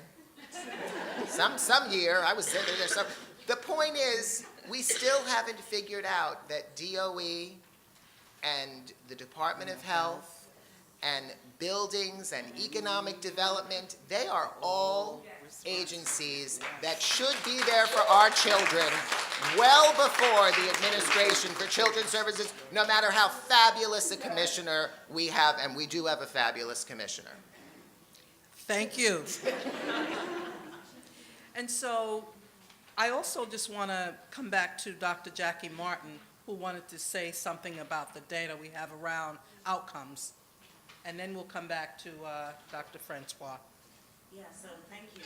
You know, I don't have the answer to Judge's question, but I do think that, you know, we certainly want to be responsive when those calls come, and I think that our prevention services has proven that, you know, we can work collaboratively in community and serve the children and families. And so in 2018, we took a look at, you know, some of the data to really begin to pull together our sense of, you know, what is working and what is the impact that prevention services is having in communities. And so some of the things that we found was that one of every 38 families who completed prevention services in 2017 had an indicated investigation within 6 months after completing the program. By comparison, 1 of every 7 who enrolled but failed to complete services had a repeat indication. That means that if you were a family who engaged in prevention services, if you completed those services, you were less likely to be touched again by the child welfare services. You know, the results are even better for families that had a recent indication, you know, prior to enrolling in services, right? So they're a subset of those families who were actually investigated and referred, right? And so these are the families who come back when we talk about indication, families who've had services, they complete services, and then there are additional cases of abuse where maltreatment and they come back. Exactly. But the key here is who completes prevention services. And And so all of the interventions within prevention services have, they're time limited. As you heard mentioned, general prevention, families usually engage for about 12 months. But the evidence-based models, and many of them have different, outcomes or length of services tied to the intervention, can be anywhere from 4 months to 9 months to a year, depending on the intervention. And so 1 in 50 of the families who engage in our prevention services, had a likelihood of, if they completed the services, had a likelihood of repeat maltreatment within 6 months. But the rate is far higher for those who did not complete services. And so among those who did not complete, we see their return more substantively. And so we do know that prevention services work, but not just that the families are referred, but that they engage and that they are making use of the services, that are offered. And so when we see these type of outcomes, we want to ensure that all families who need access to these services really have them. And I think that that is assured through the community model that we have, through the agencies really working. And when we talk about primary prevention, it is a worthwhile note that if we can reach the families in community before they become known to us, then they are less likely to even interact with the child welfare system. And I think that that's the beauty of the work that, Dr. Julia and her team is doing, and so many of the provider agencies. One of the things that I know about your program is that you tend to reach the families before they're even brought to the attention of the child welfare system. And so it definitely is a model that is working. And we'll have Dr. Francois say more about how they reach families. Well, the way that we reach families is by principally being everywhere in Sunset Park. We're in 9 different public school programs every single day. As I mentioned, that's about 1,500 families a day who are engaged with Center for Family Life programs. And all of our staff are trained to be aware of the availability of preventive services and to engage any family in the schools, in the community, in the food pantry. If a grandma comes into the food pantry picking up a package of food for her grandchildren, that grandma can learn about the availability of family counseling, as we refer to it. We do not refer to it as child maltreatment programs, which would be a very big turnoff. But that grandma can bring families in. What we do internally, which is not cheap to do, but we have a proprietary data system where we track participation by family and also across generation. So we're now at 3rd generation of folks. These are the grandchildren of our first participants. And we can see the pathways of folks through our services over time. And that gives us very important information about which programs, we think about it sort of like an architecture, right? Which programs are very low threshold, easy to come into. You just literally walk over the threshold to the food pantry. You walk into the sprinklers in the play yard. You don't have to present your social security number or any of these other kinds of pieces of data. We have these super low threshold, easy to access places where people can become known. And then we also have things like SYEP and foster care, where you're revealing everything about your life. But by thinking about the architecture of the program across a community and how it can have the maximum sort of access and availability to folks, you can create a system of access where there is, to use a tired phrase, no wrong door. But you also have to do things like bring your entire staff, everybody from the 16-year-old assistant group leaders to your 75-year-old food pantry volunteer together every year, which we do in a retreat, to say, what are our values? What's our mission? Why are we here? How does my helping a 12-year-old after-school group contribute to community building? that everyone needs to be singing from the same choir, yeah, from the same prayer book, right? We all have to be on point. And so we also use an integrated intake form. We were very lucky to get some private foundation funding from a very generous donor to help us go through a simplification process where we took the 7 different intake forms from the adult employment, the food pantry, the child welfare program, the benefit screening program, and we winnowed out the core questions that we need to ask folks. And every single person who comes, every single family that comes to the Preventive Services program, 370 of them at any one time, is assessed for every program we've got. And our clinicians, I'll just say this about evidence-based models. Our core evidence-based models was summarized by Sister Paulette, which was Sister Mary Paul's famous words, "Do whatever it takes." That was pretty much it. Yeah, just do it. Do whatever it takes, get it done. That was our core evidence-based model. But I would say, and I teach in the social work schools at NYU and at Rutgers, I would say that our staff is loving cognitive, what is it, Jen? Cognitive behavioral therapy, right? They're really into this. We did a whole months-long training. Evidence-based practices, I would say from a cynical perspective, are more about the case planners needing skills.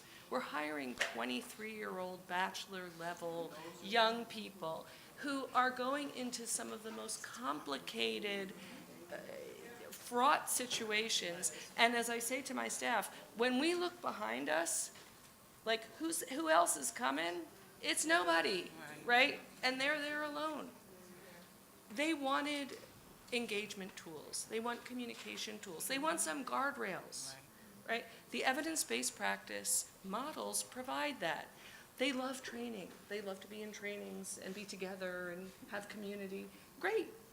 But then they have to do the entire work of community development. So it's evidence-based models in the service of what? Preventive services in the service of what? And that's where I think sometimes we lose our way. And I so appreciate your comments about this is a short-term skill-building enterprise to help us do, and I couldn't agree with you more, the work that I don't know why we're the only ones doing it. It's Or very being held sad. accountable Or for being it. held accountable for it. right. Because it's a big world full of departments, all of whom manage budgets. Why us? But, then again, as Sister would say, Why not? It's because it's you now, go. Go. And so, there we are. And so let me just say that in my work in preventive services as an advocate, I will not be able to leave this room without putting in the voice of the direct service providers. I see Valerie Siegel and some of my other folks are looking at me. When are you going to talk about some of the challenges that we have? And I just want to take a minute to say that while we are absolutely applauding the decrease in the foster care census, we're also sort of saddled with the challenges that come with dealing with these very high intensive needs that the families come in the door with. So while we don't have as many children going into foster care, we now have a very young workforce that is challenged by trying to deliver services, and so challenged by the amount of documentation, a lot of computer entries, and so many forms that they're not spending as much time with families as they want to. So that is an incredible burden for our young workforce, so much so that they're leaving in droves. We're looking at a 40% turnover in our caseworker staff as they leave because they're having really they're challenged by all the administrative work that goes into working with families. Yes, Judge, you're giving me the signal. So I just want to highlight that there's a difference to me between prevention and capital Preventive, capital S, Services. And the latter, Preventive Services, are indicated when the goal is to reduce risk because a child protective agency has identified that there is credible evidence of abuse or maltreatment, so much so that the government feels the need to intervene. Prevention, no caps, is what the Center for Family Life is doing and has always done. The suggestion that the two are related is very important, but they are not funded together, and evidence-based models acknowledge, as the doctor just said, that over time, workforce has become, and JCCA is, I think, a prime example of this, much less able to afford clinical expertise. Evidence-based models afford a way to offer young people interested in social work a way to develop skills and to help families in a way that works. We do not have the luxury at JCCA or other provider agencies to just employ licensed professionals, whereas 20 years ago that was JCCA. Everyone carried a license. I don't know if that was better for families, but we are not funded to have only clinical staff. There's no question that our families need clinicians, but that is not how Preventive Services works anymore. The other thing I would say connected to this is, in order to satisfy government today, you need very, very educated and highly degreed people to meet the requirements of data for government. I could never work in my quality assurance department. I would not be hired. And I don't know if Marianne Schretzman would be hired, to be quite honest with you, because it is very complicated work. And I feel for providers that are struggling with meeting those requirements today. Because let me tell you something, we're all trying to figure out where to find people who get the kind of statistical and logarithmic and algorithmic backgrounds and then want to come work for us for, I don't know, like 50 grand. Say it one more time. It's Exactly. crazy. Exactly. So the world is changing. What makes me hopeful is that this city and this provider community and our government, ACS, is so committed to being as agile as government and a provider community can be because of the commitment to our communities.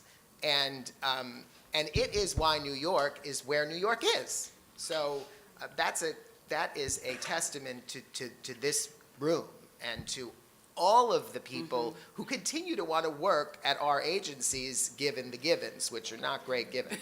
Given the givens. So we do want to create an opportunity, but I'm going to let you say that.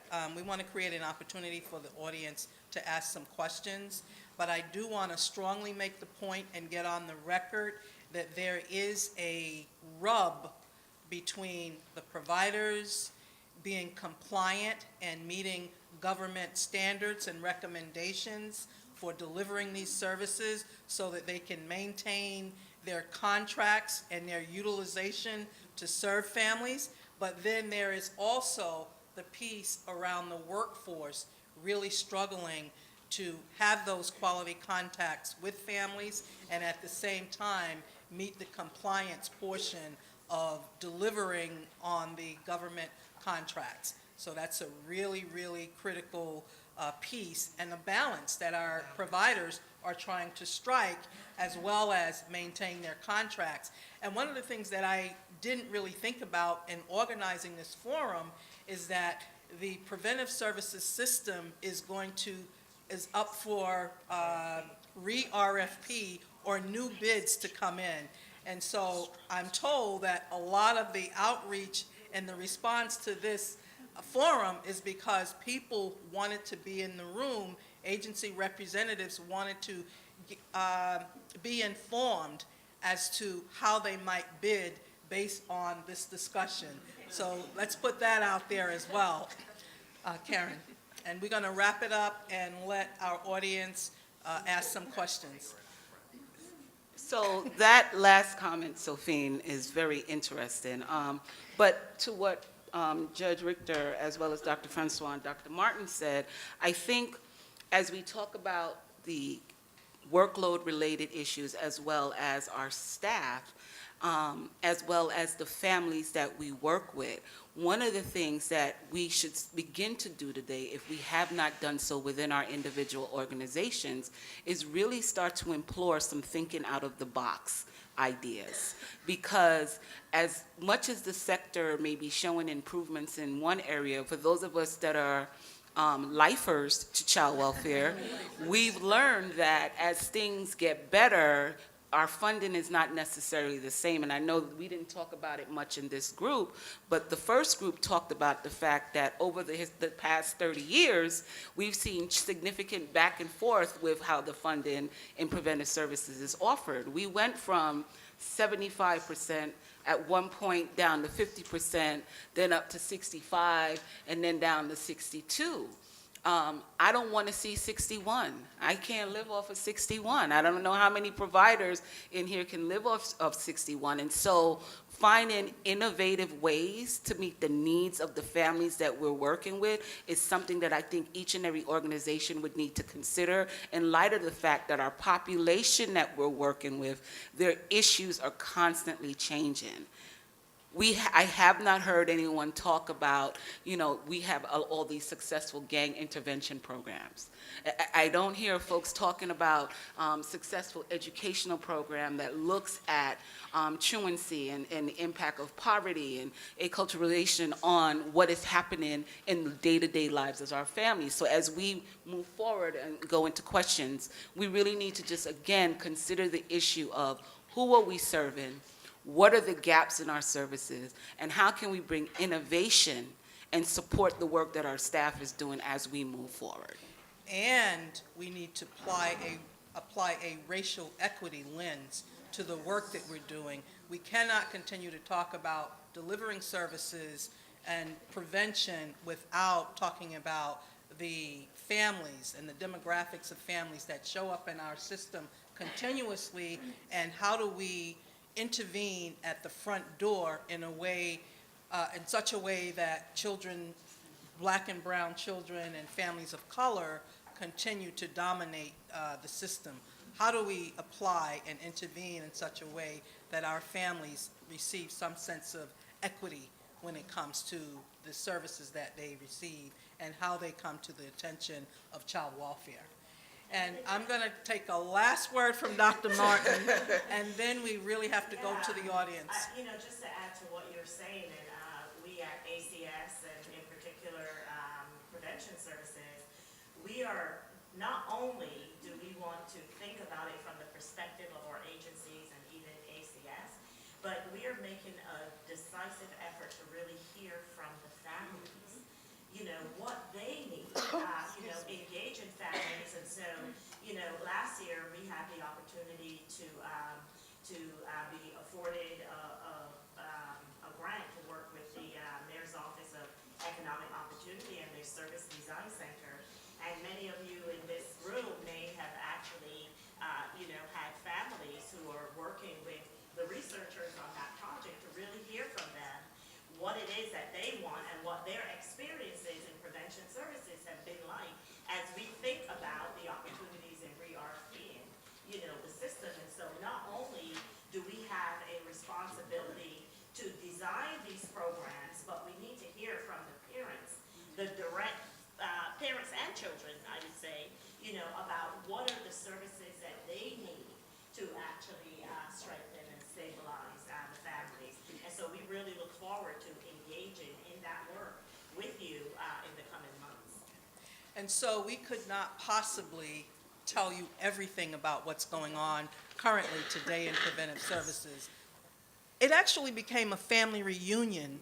It So certainly is. many of the people that you see coming forward are folks who were here back in the early 70s, and when they heard about this, they were calling me saying, can I get a seat at the table? And thank you for the work that you've done, and we will sort of acknowledge you in some way, but again, thanks for supporting this work for so many, many years. And on that, one more question? Hi.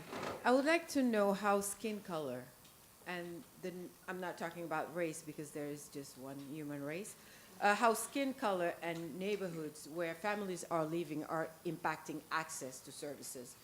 And I would also want to know, because I'm part of the African immigrant community, and the word ACS is a bad word because it's known as the agency that is taking away the children.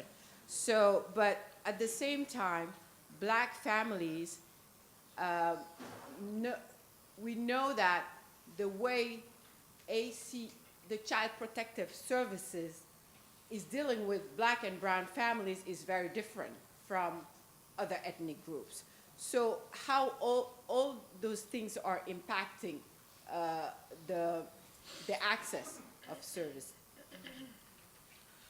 So let me take the first part of your question. I think that because there is such a negative perception of the word ACS, BCW, whatever you want to call it, whatever phase of time you tuned in, that in of itself will block access. One of the things that we were talking about in our conference call was around the fact that families outside of the Child Welfare Administration have been facing crises all along. The number of families we see are not the representation of the full society. Our numbers are not that large. We're talking 25,000 families or children that we're talking about on a daily basis. We know in New York City alone, there's a significant number. So when you talk about access, we know from the work that we do in our organization that families are ambivalent to seek out services for fear that their asking of help will say to the larger society that they're unable to or unwilling to care for their children. And so it's almost like a double message. And so part of the work and part of the conversation around the Center of Family Life and just the things we were talking about previously was you don't only help families to address the issues that are of concern. You really want to build skill around them being able to, one, recognize that they need help, two, feeling confident that they're going to ask for help no matter what, and then three, knowing how to go and get that help wherever possible, right? We don't want them to depend on child welfare services, but we want them to build a skill where they know that I can go to JCCA and they can get this particular service, or they can come to Harlem, Dowling and secure a service, or they can go to their local church or to their pastor to get information and services. But the key is they have to get the skill sets, they have to have the advocacy. And what we see, especially in our Jamaica program, we have a lot of African families there. And there are a lot of fears around how do I come and ask for help. It's just something that is not part of the culture. We're supposed to be confident, we're supposed to stand on our own, and so helping the staff, and this comes back to the education and the professional development of the staff, we have to help our staff to develop, what's the matter? Skill sets. Well, we have 3 other responders. Okay, that develop skill sets so that they can engage these families and help them to move towards those individual goals. I would just add a number 4 to that, and I urge you to all go back into your bookshelves and dust off your copy of Paulo Freire's Pedagogy of the Oppressed. Because number 4 is recognizing that you are a marginalized, socially, economically, and every other way group who is having a differential experience of living in this beautiful city. And that is what I think we stand away from sometimes in preventive services. part of our role is to support, and I can never say it right because I don't speak Portuguese, conscientization, whatever it is, which is what Freire talks about, is the recognition of the conditions. And I would just point out that Citizens Committee for Children, where I sit on the board and love them, has dutifully produced the keeping track mechanism that has dutifully reported that the same 18 community districts in New York City have fed the child welfare system for the last 3 decades. Unchanging data. We have to ask ourselves, again, this is like the chairs on the Titanic thing I was talking about before. It's not moving, right? Economic disparity is getting worse. We live in a country where 15,000 immigrant children are being held in detention, in tents. There's a lot going on here, and we've got to understand that our humble role, our small, humble role, is to live this purpose and to help communities take the voice, partner, so that they can have voice and make the changes that they want to see in the world. Yeah, I mean, you're raising, I think, an issue that is sort of best evidenced by the fact that as the system has shrunk from, you know, some 50,000 children in care in 1990 to some 9,000 children today, the disproportionate representation of children who are identified by data as black or brown has remained the same. Yep. And I would just, you know, for a moment leave child welfare and say, you know, how do we evaluate the quality of the educational settings that our children are attending in the communities that the doctor just referenced, those 18 community districts? And are we as a city convinced that our children who touch the child welfare system are going to school in settings where their parents are being respected, or are they going to schools where our parents are being intimidated and fearful of what will happen if they raise questions and concerns about the quality of the education their children are getting? And surely the teacher that they see every day should have a far greater impact on their lives than a touch with the child welfare system. And that is just pure racism. And it is. And it is something that has dogged our child welfare system forever. As well, that's wrong. It has dogged our child welfare system since the 50s, 60s, 70s. But the fact is that as immigrant groups have come to New York, I think the data would show their touch with the child welfare system is much less long than African American families who experience chronic neglect because of lack of opportunities in these 18 districts. It is our most sort of, we need to do more. I think the solution is empowering families with peer advocates and with credible messengers, with people who have been through the system already, who can help them gain the confidence to advocate for themselves against the big bad bureaucracies. And we are one of those. We don't come to it, obviously, with malevolence, but we're experienced that way. And we are a cog in the system. All of the systems, all of the institutions impact the very point and that someone you raised. referenced someone referenced CWOP, and there is RISE, and there are other organizations that are advocating for a bigger, better voice for parents and families. But there are also, I would just, And in conclusion, I can just say, because I think it's an important piece of our system to just sort of put in the room, that over the years, what ACS has done has really been intentional in terms of, contracting with organizations to serve this multicultural city that we live in. And so one of the things that we have done is actually contracted with organizations such as Arab American and organizations such as Satietu because we know that one of the ways to really reach our families and ensure that they have access is to have the organizations within communities that can serve the families that look like the communities that we encounter. And so our hope is, and maybe some of that will be in the future panel, is to really think about how we can get our prevention system more, diverse, serving more diverse families, but these organizations that represent the communities that they serve. And this is One absolutely where we, I just want to say, no, I have to say it.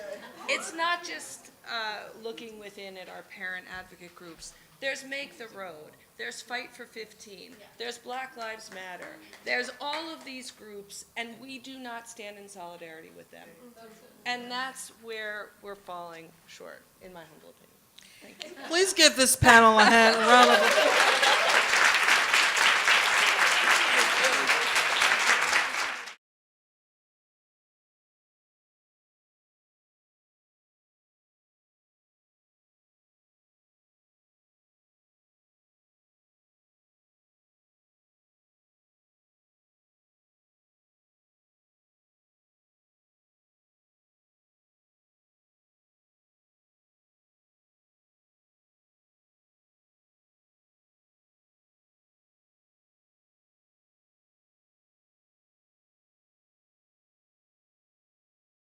I'm Eric Brettschneider. You met me. I'm the ghost of Christmas past.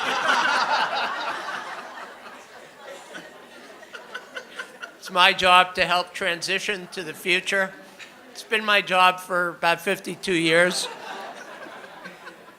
And I'm very excited to bring us to this panel where we'll have a chance to hear thoughts about where we're headed. I think we've looked back. We've seen places where history resonates with the present. But I also think everybody wants to know where are we headed, and you want to be able to share your own thoughts on that. We'll have time for questions. I do want to say this is a challenging panel, particularly for the commissioner of ACS, who I do know. In that there are limitations and prohibitions on talking about what may be one of the most dramatic moments and makes this forum so timely, and that is the new request for proposal process. I know that you can talk about the process itself, and then the rest of you who indicated you came here to find out what's going to be in the RFP, you will be able to use your skill set, your intuition, and your tea leaf reading abilities to conjure something about the future. But I think we can be direct about the things that are not particular to the RFP, but have been spoken about. The first thing I'd like to do is just ask the panel to introduce themselves and their kind of position in this discussion. And then I'm going to start off the panel with Commissioner Hansell. Well, I think I've just been introduced, but The first name? I am Eric's colleague, David Hansell, and the Commissioner of ACS. All right, I don't have the dud microphone. I am Sharmeela Mediratta. I'm the Vice President of Family and Community Services at Grand Windham. Good morning, everyone. My name is Frank Villalobos, and I'm Program Director of Preventive Services for the Coalition for Hispanic Family Services. And I hope to share my perspective from the position of a service provider director specifically. Good morning, everyone. My name is Nancy Fortunato. I'm the Senior Parent Leader at RISE. Thank you all. I do want to raise one serious question, and that is just something I'm wondering about. Does Murray's Bagel, since this is being telecast, do they get a placement fee for having placed their cups here? But that's an aside. That's just an aside. I also have I have a corrective note or an additional note that Rochelle Stern, some of you remember Rochelle as Rochelle Peters, shared with me, and I think we just want the history to be as complete as possible.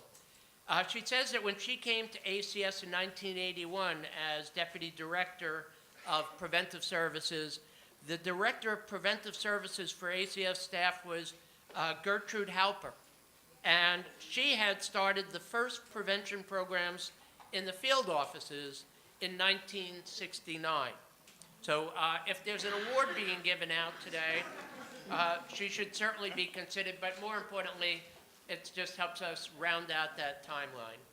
And if I could, I do want to turn to the Commissioner first, because one of the things that I've been privileged to learn about is the presentations that he has been making on a national level on the future of child welfare. And I know Casey Family Programs has been one of the venues, and I saw Melissa in the audience. And I think much of that discussion is relevant to what we've been talking about today, but if I can leave it to you to kind of extract from that and help us understand what it is that you have been visioning and how it might be of interest to this audience. Sure. Well, thank you very much, Eric. Good morning, everyone. I have to say, I am delighted at the extent of interest in this topic, as evidenced by all of you being here. Prevention is one of, if not the top priorities for us at ACS, and so it's really gratifying to know that there's so much interest in so many communities in the preventive services work that we're doing and where we want preventive services to go in New York City. So thank you for being here. Thank you for your interest. I also want to acknowledge my co-panelists, Sharmeela, Frank, and Nancy, and I'm very interested to hear what you have to say as well. And clearly, there's been a lot of robust conversation already this morning. I'm sure there will be. So I will do my best to be brief so that we have opportunity for dialogue, because I'm sure you'll have things to say and questions you're going to want to ask all of us. I really want to touch on three things in my opening remarks today. One is I want to talk a little about Family First, which I'm sure has come up before, and what ACS's perspective on Family First is. Second, I want to talk about the future of our preventive services continuum in New York City. And as Eric said, there are some constraints on what I can say, but there's a lot we can talk about, I think. And so I want to tell you where we're going with that. But then third, I really want to talk about where we're going with prevention, bigger picture, from the ACS perspective in New York City. And then, of course, get your feedback on that as we have an opportunity for comment. So let's start with Family First. You know, many of us who have been working in child welfare have bemoaned for decades, really, I mean, going back at least 20 years, probably longer than that there was almost a perfect misalignment between our priorities as a child welfare system and the federal funding that supported the work that state and local child welfare agencies do. And what I mean by that is we have felt, I think, and believed for many years now that the best thing to do with kids where children get involved in the child welfare system is to work with their families as families, to keep families together, to work with parents, to work with the children, to address whatever risks or issues may have led to child welfare involvement, but to do that in the context of the family as a unit and keeping that family together wherever that's safely possible to do. And yet the main federal funding stream for child welfare for years now only supports children in out-of-home care. We call it 4E, Title 4E, you probably all know that. And so the federal government has basically not been putting its money where its mouth is in terms of supporting what we all think is good practice in child welfare. Well, Family First is really about finally having the federal government say, we are now going to align our funding with our beliefs and our values. And for the first time, we have the ability, states across the country and localities across the country like New York City have the ability to use federal funding to support services to keep families together, preventive services. That is truly a sea change. It's something people have been advocating, many in this room, I'm sure, have been advocating for years, if not decades, and finally, we've had a real change in federal policy and federal funding in that regard. So it is very, very significant, and I think it really is going to encourage very substantial change in the way we do child welfare across the country. Having said that, though, as many of you probably know, each state had to make a decision recently about whether they wanted to implement Family First immediately or take a 2-year postponement on the implementation of the new preventive funding that's available. And New York State, chose to take the 2-year postponement. And that may on its surface seem a little bit inconsistent. Like if this is such a great opportunity and we believe in preventive services, why are we waiting 2 years to implement it in New York? Well, I'm not going to speak for the state or for OCFS. They can certainly speak for themselves, and I know we have some folks from OCFS here, but we've had a lot of dialogue with them. And I will say, I think that there are a couple considerations that really support the decision the state made. One is, we already have, unlike almost everywhere else in the country, we have very robust state and city financial support for preventive services. We've had a long-standing partnership between New York State and New York City to support preventive services that have enabled us in New York City to do almost everything we wanted to do. Not everything. There's some things we probably would have liked to have done or funded a little differently, but basically we have had very strong state support for preventive services and certainly very strong support from the mayor and the city council for funding. So we're in a different position from much of the country where that base of support for prevention doesn't exist. So our level of need, this won't have a needed impact on us in the way that it would elsewhere. But there's also another part of Family First, which has probably been mentioned earlier today, and that is it does create some new requirements and restrictions on congregate care, again, with the goal of making sure that we minimize the number of children in foster care who are placed in congregate care, again, consistent, I think, with our priorities and our values. But that's going to be an adjustment for us in New York. Not so much, frankly, in New York City, but very much so in the rest of New York State, which does continue to heavily rely on congregate care as a placement option for many, many, many children in foster care. So it is going to require our developing compliance with some new federal requirements, thinking differently about congregate care, investing more in kinship care, which is a very high priority for us in New York City and ACS, and again, an area where we're making, I think, tremendous strides in making sure that more children in foster care are placed with kin and in kinship care settings. So there's work to be done, and I think the state made the judgment, and I think it's a reasonable one, that we needed a couple years to do that work to make sure that we were prepared for the new congregate care requirements under Family First, and that not taking advantage of the preventive funding immediately wasn't going to significantly impact us because we do have a strong base of state and federal support for that. Having said that, though, that doesn't mean there's nothing for us to do, and we at ACS are very much engaged in thinking about Family First and how it will shape the future of our preventive services. I will tell you, since the law took effect at the beginning of last year, just about a year ago now, we have had many other jurisdictions knocking our door, and Dr. Martin is nodding because she knows this, because she's been the one taking those calls and phone calls and doing the presentations, because they know that New York City is far ahead of the rest of the country in investing in evidence-based preventive services, the kinds of things that Family First will now support across the country.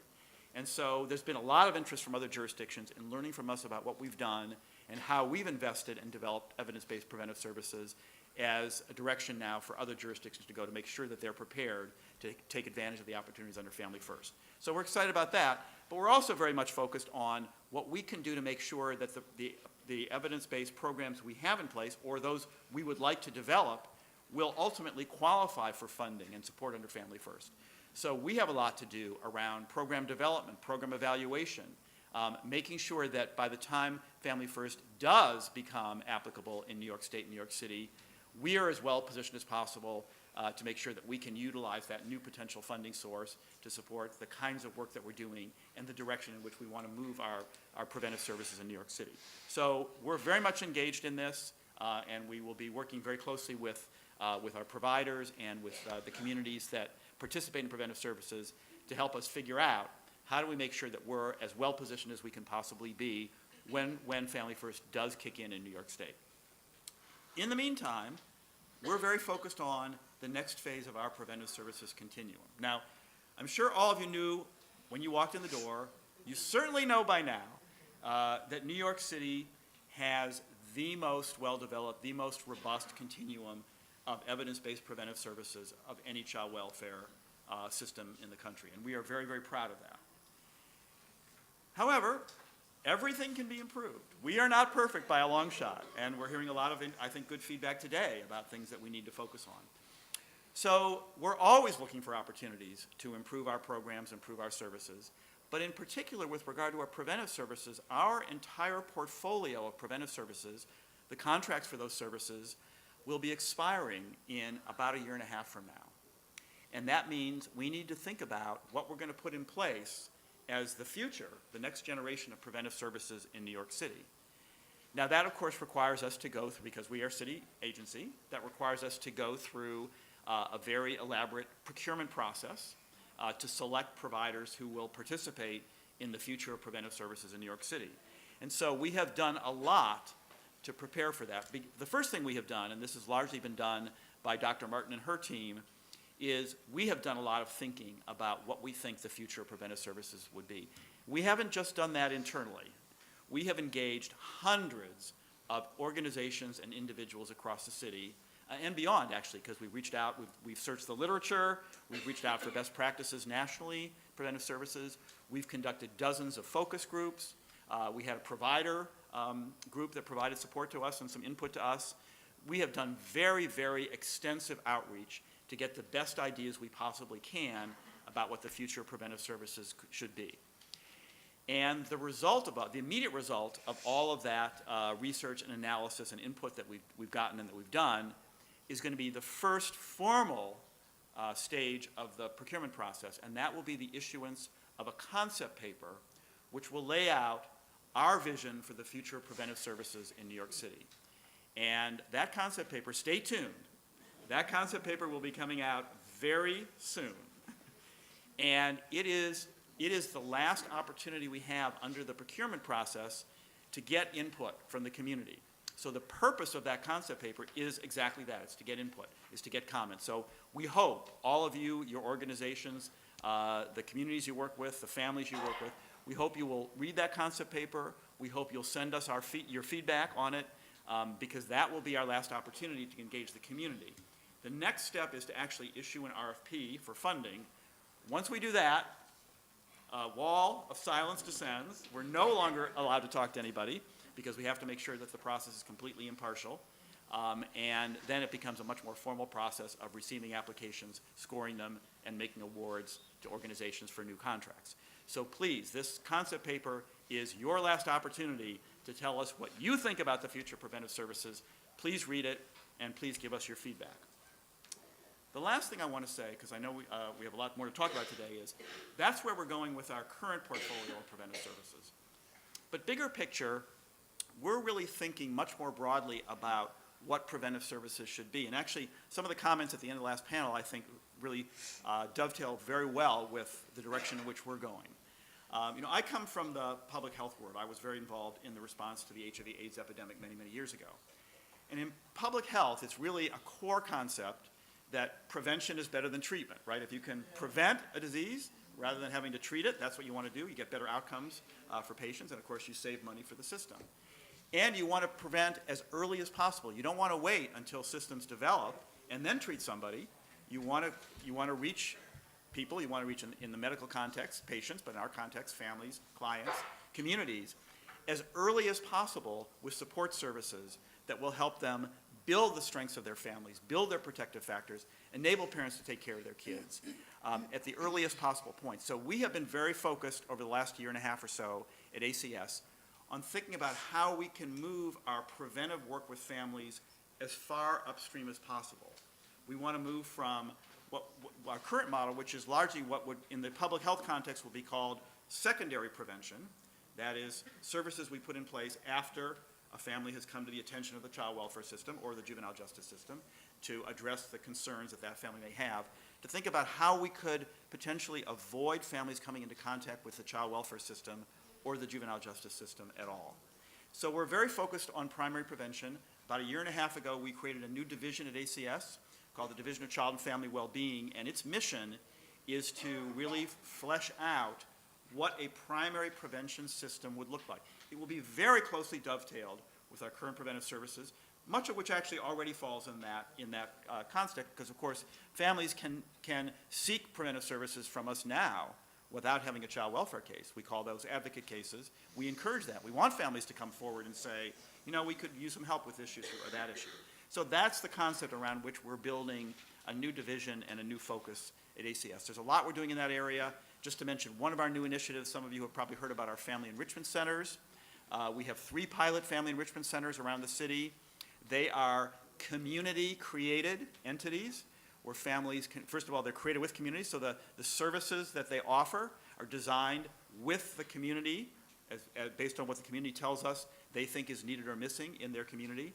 And then parents or families can come and receive services or intersect with or interact with the family enrichment centers without any involvement with the child welfare system. It has nothing to do with the child welfare side of what ACS does.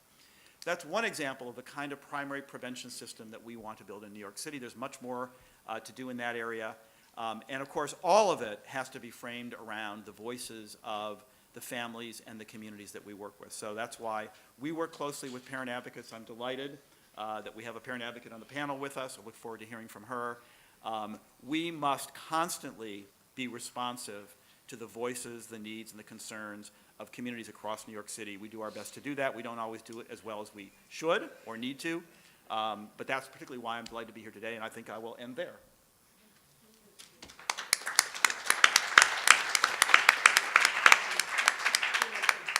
Thank you, Commissioner.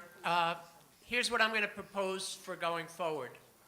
I'm going to suggest that our three panelists, as a free-ranging process, react, if you wish, to anything that the Commissioner has spoken about, or question him or each other about it. But I also want to provide a list of some of the topics that I'm bringing forward from the past and the present, so that they might be addressed in the context of this discussion. I'm going to start with, in no particular order, but just some of what I've picked up. Cultivating supervisors was an interesting theme that was mentioned in our exchanges with the audience. The role of data, the tension between oversight and freedom in the execution of preventive services. I want to particularly make sure that you all heard Judge Richter's question, his philosophical question that was somewhat rhetorical. Why is it that ACS has to be the only organization to answer all the questions? And this was very much linked to other discussion about what about housing? What about jobs? What about health care? What about education? Because those systems are not fully integrated. And then how, more generally, do we integrate to create a continuum of preventive activities that go beyond the boundaries, and I think you've already started to answer this, beyond the boundaries of any particular service.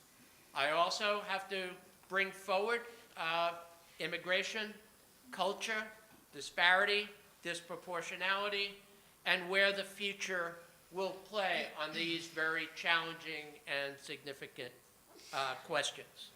And then I heard an important question, and that is how we identifying the gaps between those who need our resources and those that have them. How are we addressing that? There was a particular mention of gangs, and that's where I'll stop. If there were more, somebody here will help me complete the list, but I turn to the three of you and to the Commissioner as part of this dialogue. Take it where you want to take it. Thank you, Eric. I wanted to just start by saying how completely honored I am to be in this room with the past and, well, the history and the present. Lisa had said, we stand on the shoulders of giants, and truly, as the future, we do. I wanted to respond to this question about the gap between families that need help and the help that's available to them. Graham has been incredibly fortunate to implement one of the demonstration projects, Family Enrichment Center. We are in Hunts Point. We've been named by our community Our Place, and it is truly our place. It is, as the director said, never underestimate the importance of a warm smile, a safe space, a hot cup of coffee, and hot chocolate for kids, what that can do to build trust. I say this because the families that need our help don't always, we know this, I've been over the preventive programs at Graham for some time. We get a referral from ACS, it's education neglect, and that is the tip of the iceberg. And it can take weeks, months, a long time before families feel that they can actually tell us what's going on. The importance of a place like our place is that families come in, they don't come in for a service, they don't come in for an intervention, they come in for a cup of coffee. And in doing that, in sitting around this nurturing place at our kitchen counter, which we very deliberately designed and built as a place that families could feel at home, they tell us what's really going on. And in telling us what's going on, we don't provide a service, we don't provide an intervention, we are not caseworkers. Our staff are credible messengers in and of the community who say, you know what, I think I know a place or a person at a place where you can get help. I think the data shows there's a 60%, 30% drop-off rate between referral and accessing the referral. Most of our families, our youth, don't take advantage of the referral that's made. But if I say, walk down the hallway and go talk to Karen, I know Karen will give you the help that you need. And call Karen and say, she's coming down to see you, will you be there with a warm smile and a cup of coffee? That family is going to be much more likely to take advantage of that. When I talked to families as I was preparing for this, and I asked them, how did you feel when you heard that ACS is funding this intervention? And Miss Millie said to me, at first, I looked sideways. I thought, they're here to surveil us. What does this mean? Are they going to take our kids? Because in Hunts Point, that's what ACS is known as, the organization that comes in and takes our kids. But Denise, our staff member, is a credible messenger. She is someone who lives on the block, has known the community for a long time, and when Denise said, really, Miss Millie, come and see the place, come and take advantage of it, it took some time, but she was convinced. This kind of work is really, really important, and it is tremendous that ACS is engaging in this kind of prevention with a small p. This is the piece of it. This is the shoulders of the giants we stand on. This is what Sister Mary Paul created at the Center for Family Life. It is help that's helpful when families need it and in the way that they need it. The other thing that I just wanted to say, because we've talked a lot about the funding, the gift and the genius of this project is the flexibility of the funding. Families need what they need. Sometimes it's concrete, sometimes it's support. It's a combination of those things. The support and the concrete needs are given, supported by the community, and the resources that we make available to them is extremely flexible. There are no connections. We are not entering information into connections. No one's signing that. What is it called? A 89? Yeah, thank you. You are able to come in and just ask for help and offer your assistance. We'll talk more about it later, but I just wanted to say it's that places like the Family Enrichment Center help to close that gap. And it really is where a family comes in not because they need a service, but because they're going through something, and then someone at the center, whether it's a staff member or another community member, more likely, is able to say, I've gone through that, this is what I've done, this is who you talk to, this is how you can get help. Well, let me just respond first to Commissioner Hansell's presentation with regards to greater attention and possible funding for secondary prevention. I've always been amazed by the amount of funding and attention to service provision after the fact, whether it be child abuse and neglect circumstances or domestic violence, homelessness, what have you. And so I'm glad to hear that that's going to be on the table. Especially also how we as providers could also play that role. I think we do. We have the relationships with the families. We're establishing those same communities where those things occur. And many of us as agencies and providers are already providing to some extent these secondary preventive services to families. We at the Coalition for Hispanic Family Services for many years now have been running a 0 to 3 mother-infant program with tremendous results, wonderful impact on the children with regards to not only supporting parents in developing their parental skills, but understanding the children's unique development and how to support them throughout their development, but also helping the families develop a social network of peers, of parents within their community, becoming self-advocates for their needs, and learning how to negotiate systems, all of which really are primary, I believe, in helping families not finding themselves in these crisis situations. A lot of references were also made with regards to the experiences our case planners, caseworkers, family workers have had given the intensive needs of our families. Many of them are bachelor's level staff, and much kudos and credit to ACS, who has committed to provide ongoing training for many of our staffs. However, with evidence-based models being seen as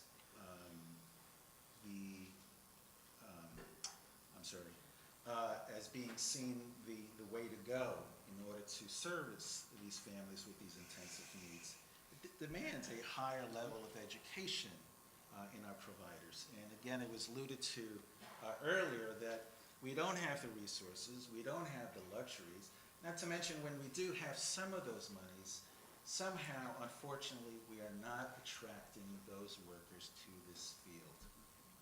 And if there's a wish list or a recommendation for the future, I believe is a greater partnership development with these systems that touch the same families, okay?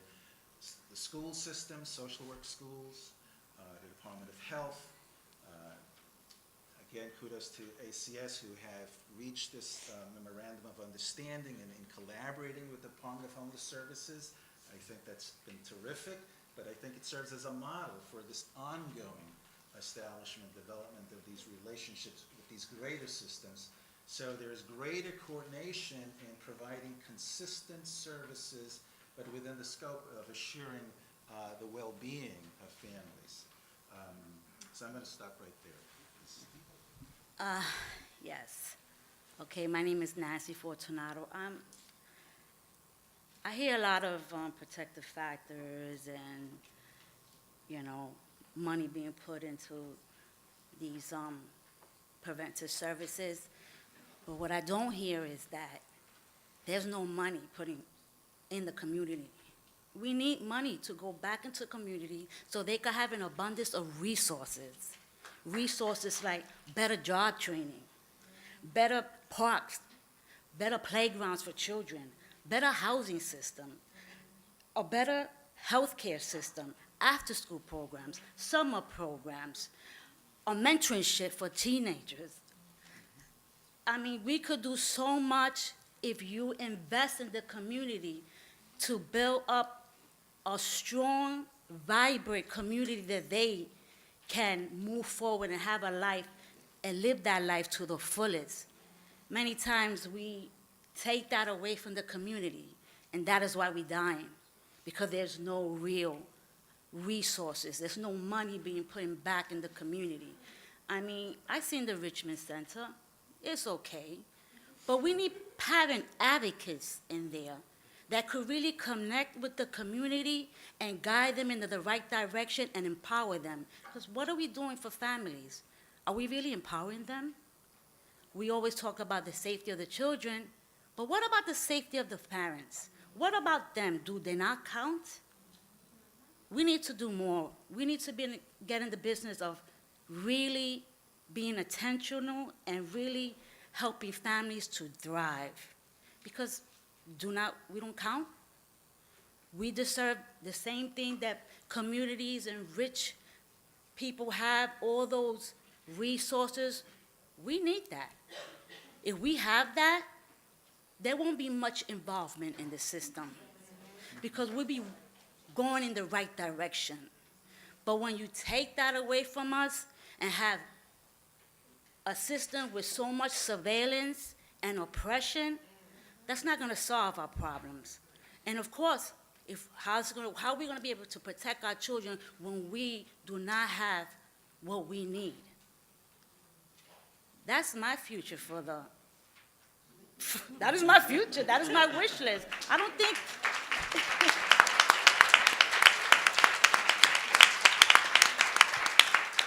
I don't think that,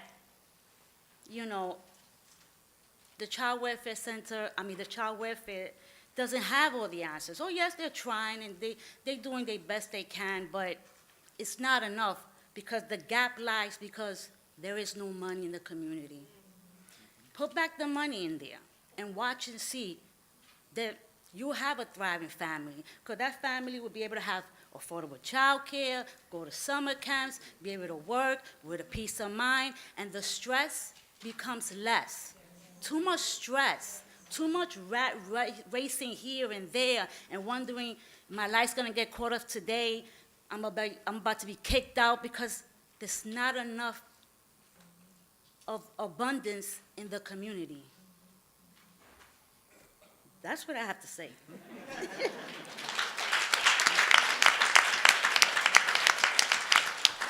So you've brought, as we hoped you would, a voice for people who are less concerned with bureaucracy and regulations and laws and more concerned with how things play out on a community level.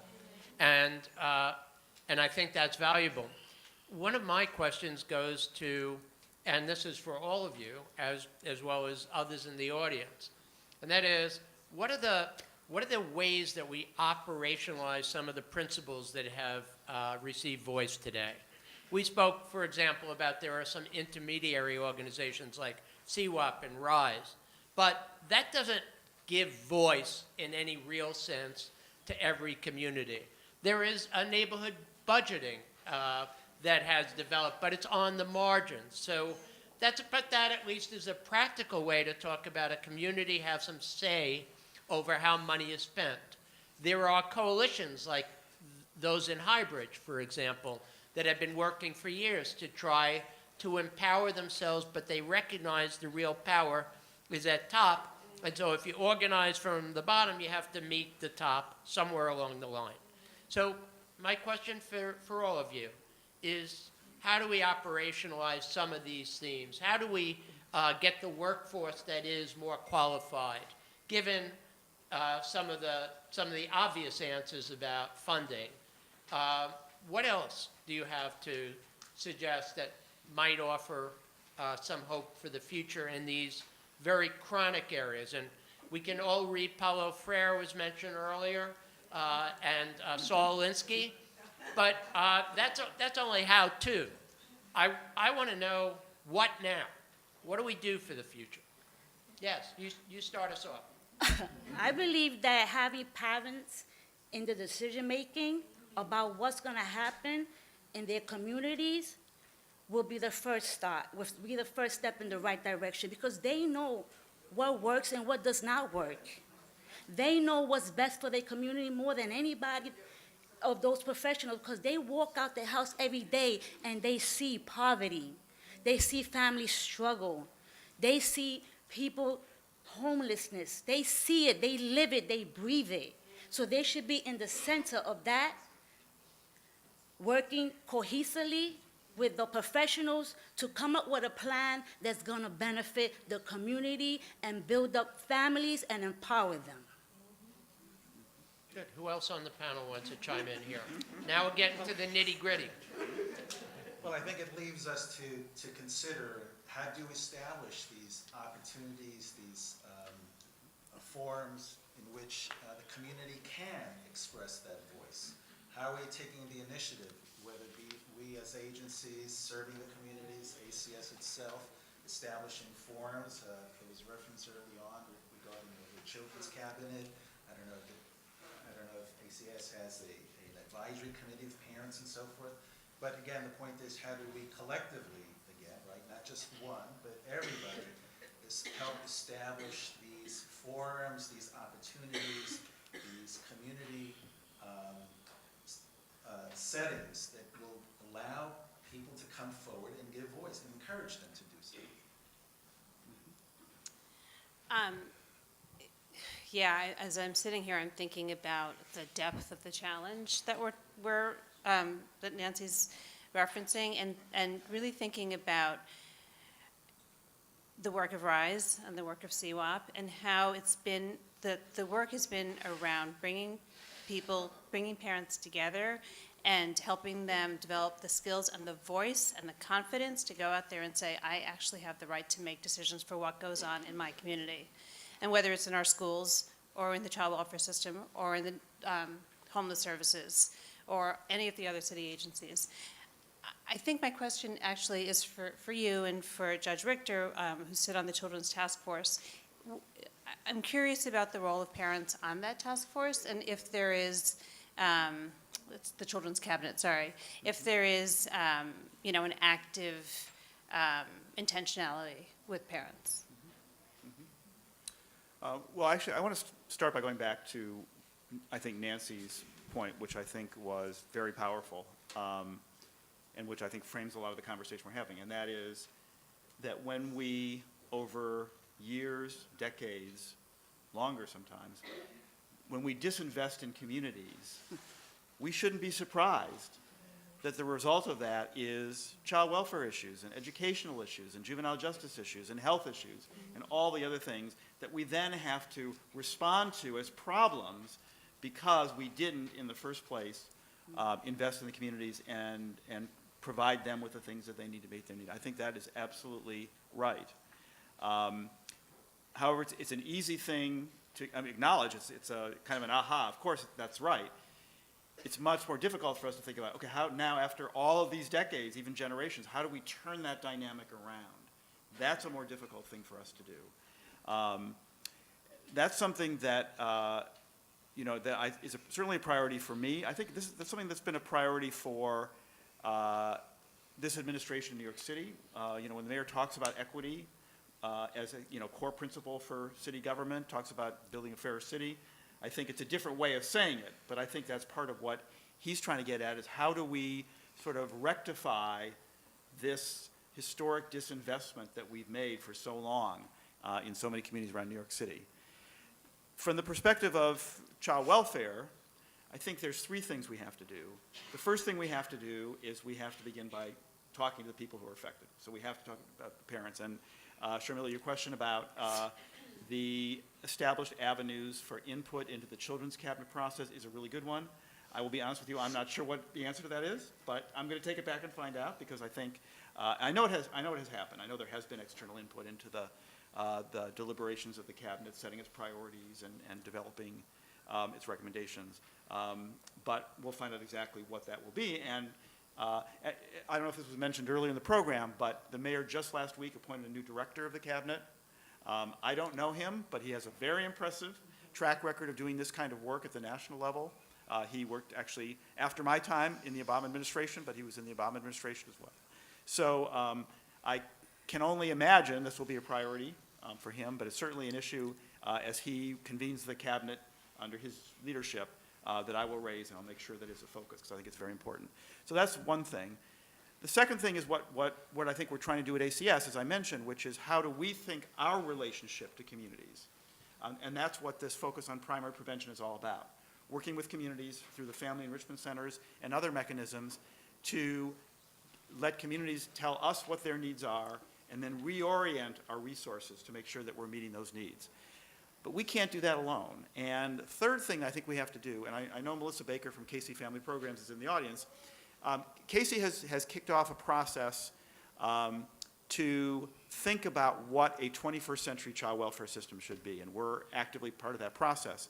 And I think one of the core things that we have to do is move from a focus on child protection, a narrow focus that we're there to protect children, to a focus on child welfare, as it should be, which is focusing on the welfare of children. That's what we should be doing. And when you change that conception, all of a sudden, it's not just about the child welfare agency, it's also about the schools, it's also about childcare, it's also about health, it's about so many other things. And so we have to figure out better ways for all of our services, and not just the government side, government and the nonprofit provider community, framed around the needs that are presented to us by communities and by families, to create a true cohesive, we call it an ecosystem of services that are designed to enhance the welfare of children. That's, I think, what we need to focus on collectively. So I'm going to pick up on that and ask you a question while people go to the microphone, because I'm going to be calling on folks for questions from the audience. So if you have one, please approach the mics while I stall so you can get there. And the stalling has to do with a term that the commissioners used, and it is now embedded in a division of our organization. That was deliberate, as I understood it, because you wanted to bring to life a concept. I'm curious to know what others, either speakers here or members of the panel, think well-being should mean. We know that we have permanency goals and we have safety goals, but the idea, and very tied to primary prevention, is a larger goal, a more ambitious goal of caring about the well-being of children, and as Liz Shaw would say, in the context of their families, and families in the context of their communities. So with that in mind, do you have a one-sentence definition that you would make for well-being so that we know that this jargon has life? I guess what immediately comes to my mind is the right to accessibility, the right to receive when needed, whether it be health, mental health, education, housing, so the right to receive those things. I mean, I think it's also the right for parents to be heard and seen. We need to be seen. We need to raise our voice and say, this doesn't work anymore. And we need change, real change. Change for the future of our children, because they are the future. And if we don't provide that change, it's just going to be an ongoing situation. Sharmeela, did you have anything?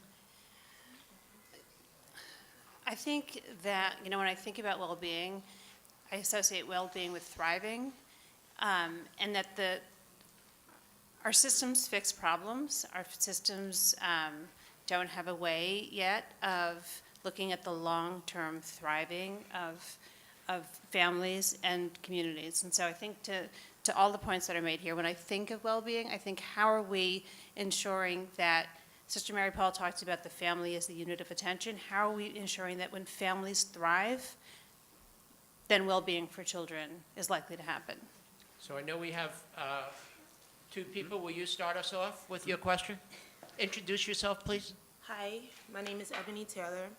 So the question that I have today is, why does ACS choose to align themselves with the NYPD in regards to training for when these CPS workers are approaching a scene, whereas we have social workers who are more than qualified to assess these families and are able to provide them the services that they may need?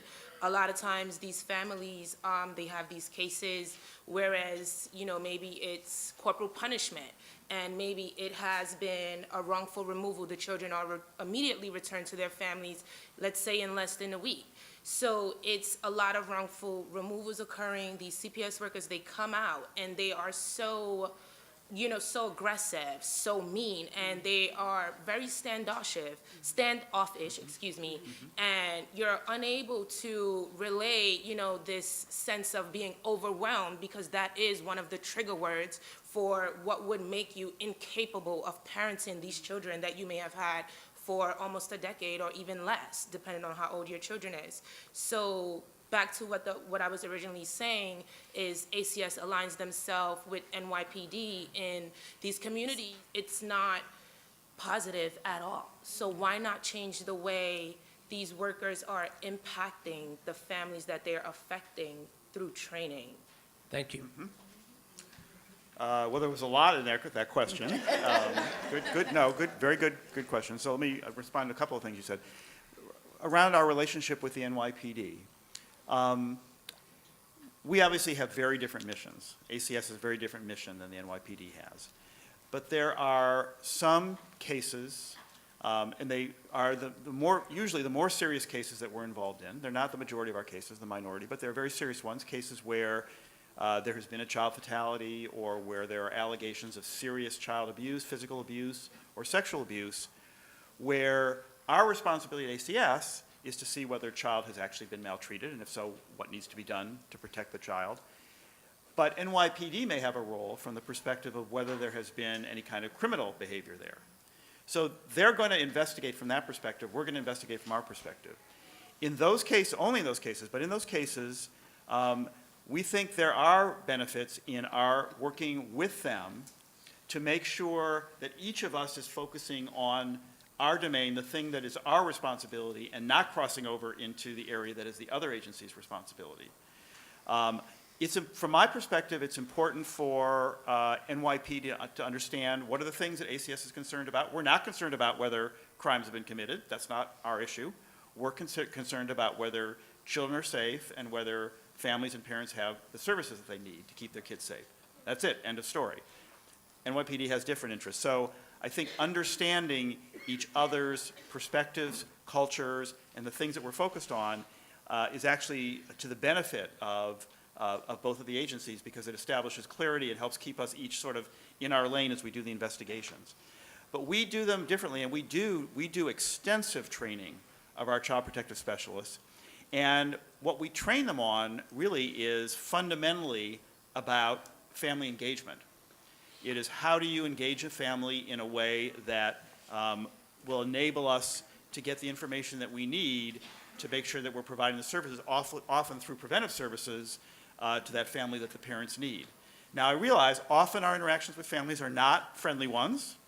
Sometimes we have to ask parents questions they would prefer not to be asked, or do investigations they would prefer not to have us do. That's our legal responsibility to do. We've got to be, first and foremost, we have to make sure kids are safe. But increasingly we know, and that is really what our preventive services are all about and why we're all here today, is that the way we keep kids safe is by providing support to parents. And ultimately that's the focus. And so what we are trying to do, we don't get it right every time, for sure, but what we're trying to do is to train our child protective workers to interact with families in a way that will engage them so that we can work with them to develop a service plan that will strengthen the family and ultimately keep the kids safe. Thank you. I just want to say this, that every good question, your question raises other questions. And one of them is training one of the ways to foster a relationship with the police department that is less clashing with our culture and intentions, or is it worse? You've raised that question. I would just start with a definition I have that relates not only to the police department, but all the other systems we've mentioned today. These require collaborations and difficult challenges. My working definition, which some of you have heard me use, of collaboration is that it's an unnatural act between two or more non-consenting parties. The police department for years has been working on neighborhood-based policing, collaborative policing. I don't know how many of you think that that is overtaken at any point in time, the police department. On the other hand, as an outsider of the police department, that's the piece of the police department we're trying to encourage. And hopefully, we won't fulfill the fear or the reality that you've raised, but validly. And I would just tell you, it was one of his, we've talked so much about Sister Mary Paul, it was one of her favorite subjects, how we keep the two systems from clashing and spoiling each other. Yes. Hi, everyone. My name is Elizabeth Rogers. I'm the Senior Director of Child and Family Support Services at Vibrant Emotional Health. We used to be MHA NYC. And I just wanted to share a thought to support. Yes. So our agency has 5 family resource centers that are staffed by parent advocates. So it's someone with lived experience either in the child welfare, juvenile justice, mental health, educational system. And Ron Richter had mentioned earlier peer advocates, his agency is another one. So that could be something that we collaborate with your agencies, with ACS, to provide that support, because when the parents walk in that door, they know that they're going to get somebody that's had that lived experience. And we also have youth advocates on site, so when the youth come in, they know that they're going to have access to a youth that has lived that experience. So I just want to put that as a plug, and I can stay in the back for a little bit if people have questions. But my question for the panel, and maybe particularly the commissioner, is, we're training the staff and we're asking ACS, you guys are expanding your anti-racist lens, anti-oppressive lens, but when we're working with other systems who don't have that lens, maybe by design or maybe by just lack of training themselves, it's hard to then ask the preventive staff to be operating and going and supporting the families in the educational system, NYPD, housing, things like that, when there's not that concurrent understanding on the other side. So in thinking about the implicit bias training that ACS is establishing through the workforce center, that might be something to think about bringing to the children's cabinet, because if we go into other systems that don't either believe in implicit bias or microaggressions or don't have the understanding of how they maybe enter a room and talk to a family or talk to a client, we're going to be kind of bumping heads all the time, whether intentionally or unintentionally. So that might be something that we can think about in a broader perspective to kind of help create that systemic change over time, because otherwise we're just going to keep having the same conversation. Yep. I totally agree. And I will tell you, there is actually a broad city equity task force that most of the agencies that you mentioned are part of, we're certainly part of it, that is meeting for exactly that purpose, to make sure that those agencies are aligned in the way they're addressing issues of racial disproportionality and racism. So we're trying to do that, but it is going to be a work in progress, no question. It's going to take us time to really address the issues. But your point is very well taken. Yep. Thank you for a thoughtful question. Yes. My name is Francis. I am a program manager with Preventive Services for Prevention Department. And so my question is a question for everyone, and I think just a challenge. Whenever I analyze data, and every time we sit and we talk and we try to figure out like what are the indicators and what are the most likelihood and all of these things, the one thing that pops up to me is poverty. And I think we haven't said the word. We talked about lack of resources. We've talked about lack of all of these things, and like lack of, but the baseline is poverty. And so my challenge and question is, how are we, along with all of this great work that we're doing, really advocating for the eradication of poverty and reparation for people of color? And because there's an ongoing like oppression that people of color have faced, and we're still trying to recover from that, and we have not even begun to touch the iceberg of what that is. And it's just the basic needs. It's food, Maslow's basic needs, right? Food, shelter, clothing, and the right to proper education. And so another piece of that is our collaboration and advocacy with the Department of Education. Like, I feel like we're like a monster that nobody wants to touch, but we are doing a disservice to our families. And education is the key to success. That's how I was taught. Education is the key to success. So while we feed our children, and while we clothe our children and our families, and while we provide shelter and jobs and child care, we have to also think about giving them a proper education so they could get out of the situation they're in and thus break the cycle. And another thing that I wanted to just challenge us on, as we advocate for families, a lot of our families, a lot of our workers are the families we serve. A lot of our direct workers are the families we serve. They come to do their home visits, and then they go home wondering if they have a roof over their head. They wonder about childcare, so they're concerned about their children being taken away when they have to come into work and they don't have childcare. So they're also locked into that cycle. The same cycle that we're talking about, the people who are serving these families because they've been in child welfare, they want to give back to the community, they become social workers. When you talk to all of the children in direct care, they all want to be social workers, right? Because that's what they connect to. But the cycle continues because they become social workers, they're not making a lot of money, and then they get stuck in the same cycle. So as we advocate, we need to remember that in our advocacy. So.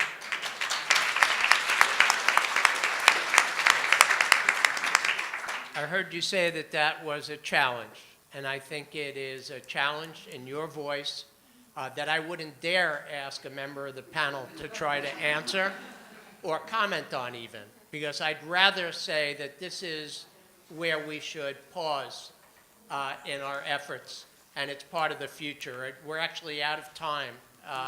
Do you have a very brief question?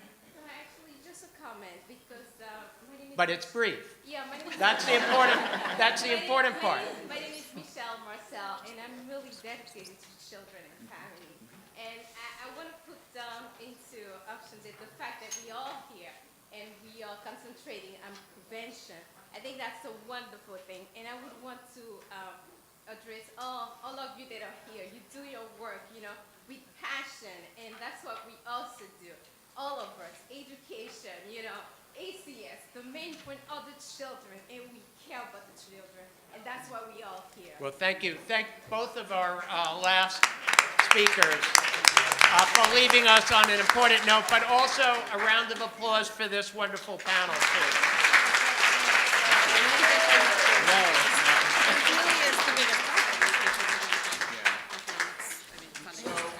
Let me wrap this up with just a couple of comments.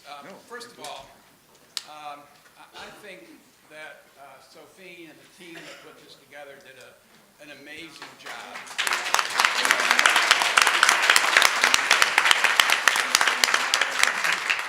And I made one mistake, and I apologized to Sophie about this yesterday. I forgot one really important moment here, and it's on one of these charts that Sophie put together.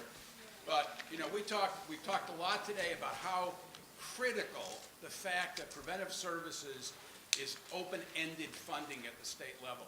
And somebody reminded us earlier that that wasn't the case. When Governor Pataki was elected, he put foster care, child protective services, and preventive services into a block grant. Cut $130 million. I worked there at the time. I was not allowed to use that number. And said, go forth and do good work and don't bother us anymore. A year later, there was a tragic death in the city.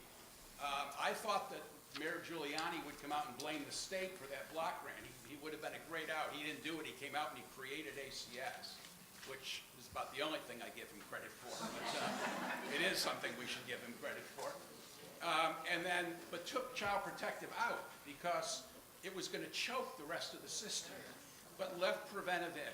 And it wasn't until 2001, 2002 that OCFS did enough work and heard from enough counties about what was happening, which was the slow in some cases and rapid in other cases loss of preventive services, because foster care was staring them in the face. And it was Bill Bacalini, who's now with New York Foundling, who was the state official at the time, who got that funding restored. And we left that moment out to this day today, and we should not have, because that open-ended funding, to be blunt, I'll take 62 if it's open-ended. It's about the open-endedness that says to the mayor and the city council, you spend it, we'll back it, and that's what's critically important. I do want to again thank Team Kafka for all the work they did putting this together, but this woman here, there was a work group. Sophie pulled all of her hair out.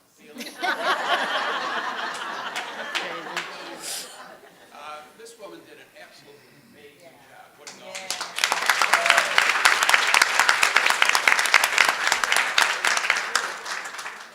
I just want to, you go ahead first. So there's some pioneers in preventive services here that really opened the door. And aside from this being a family event, it's more like a cult following. Adrian Lawler, please stand up. Norma Martin.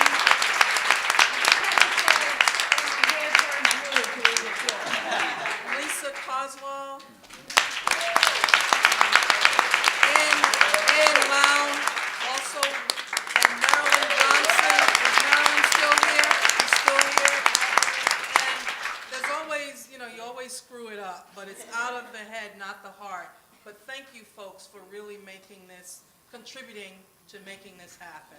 Thank you very much. And thanks to Jim for listening to my madness.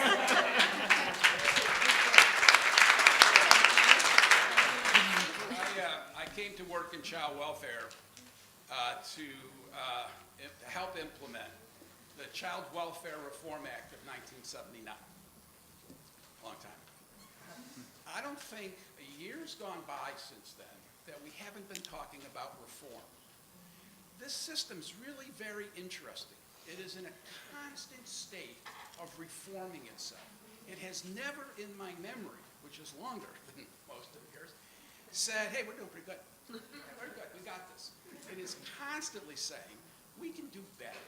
We can do better at this. We're going to get to the point where this system has to deal with racism and the poverty and the crappy education that our kids get as a way to get them out of it. It takes a while, but we're going to get there, and it's going to be sooner than a lot of people think, because we have to get there, because we keep moving that bar. And you know, I spend a lot of my time jousting with the commissioner and his staff about one issue or another. But this agency's provided a tremendous amount of leadership, especially on preventive services, that we should all be thankful for. And lastly,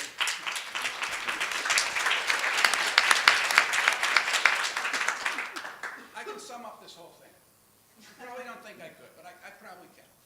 A long time ago, the question I started asking myself was, if I was sitting at a table in somebody's office and the case name on the file was Purcell, what would I want?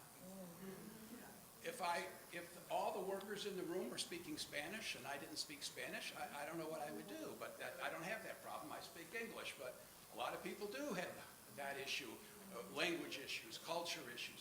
And so I think if we just keep reminding ourselves every day that what we want here, after the paperwork and the accountability and all that goes with the turf right now, what we want is, we want a system that we would be okay if it was our family being investigated and served. And so I think that's what people were talking about today, was how did we get at least from where we were to where we are now? And it was a moment, I think, of celebration of that. I thank all of you for being a part of that. Thank you.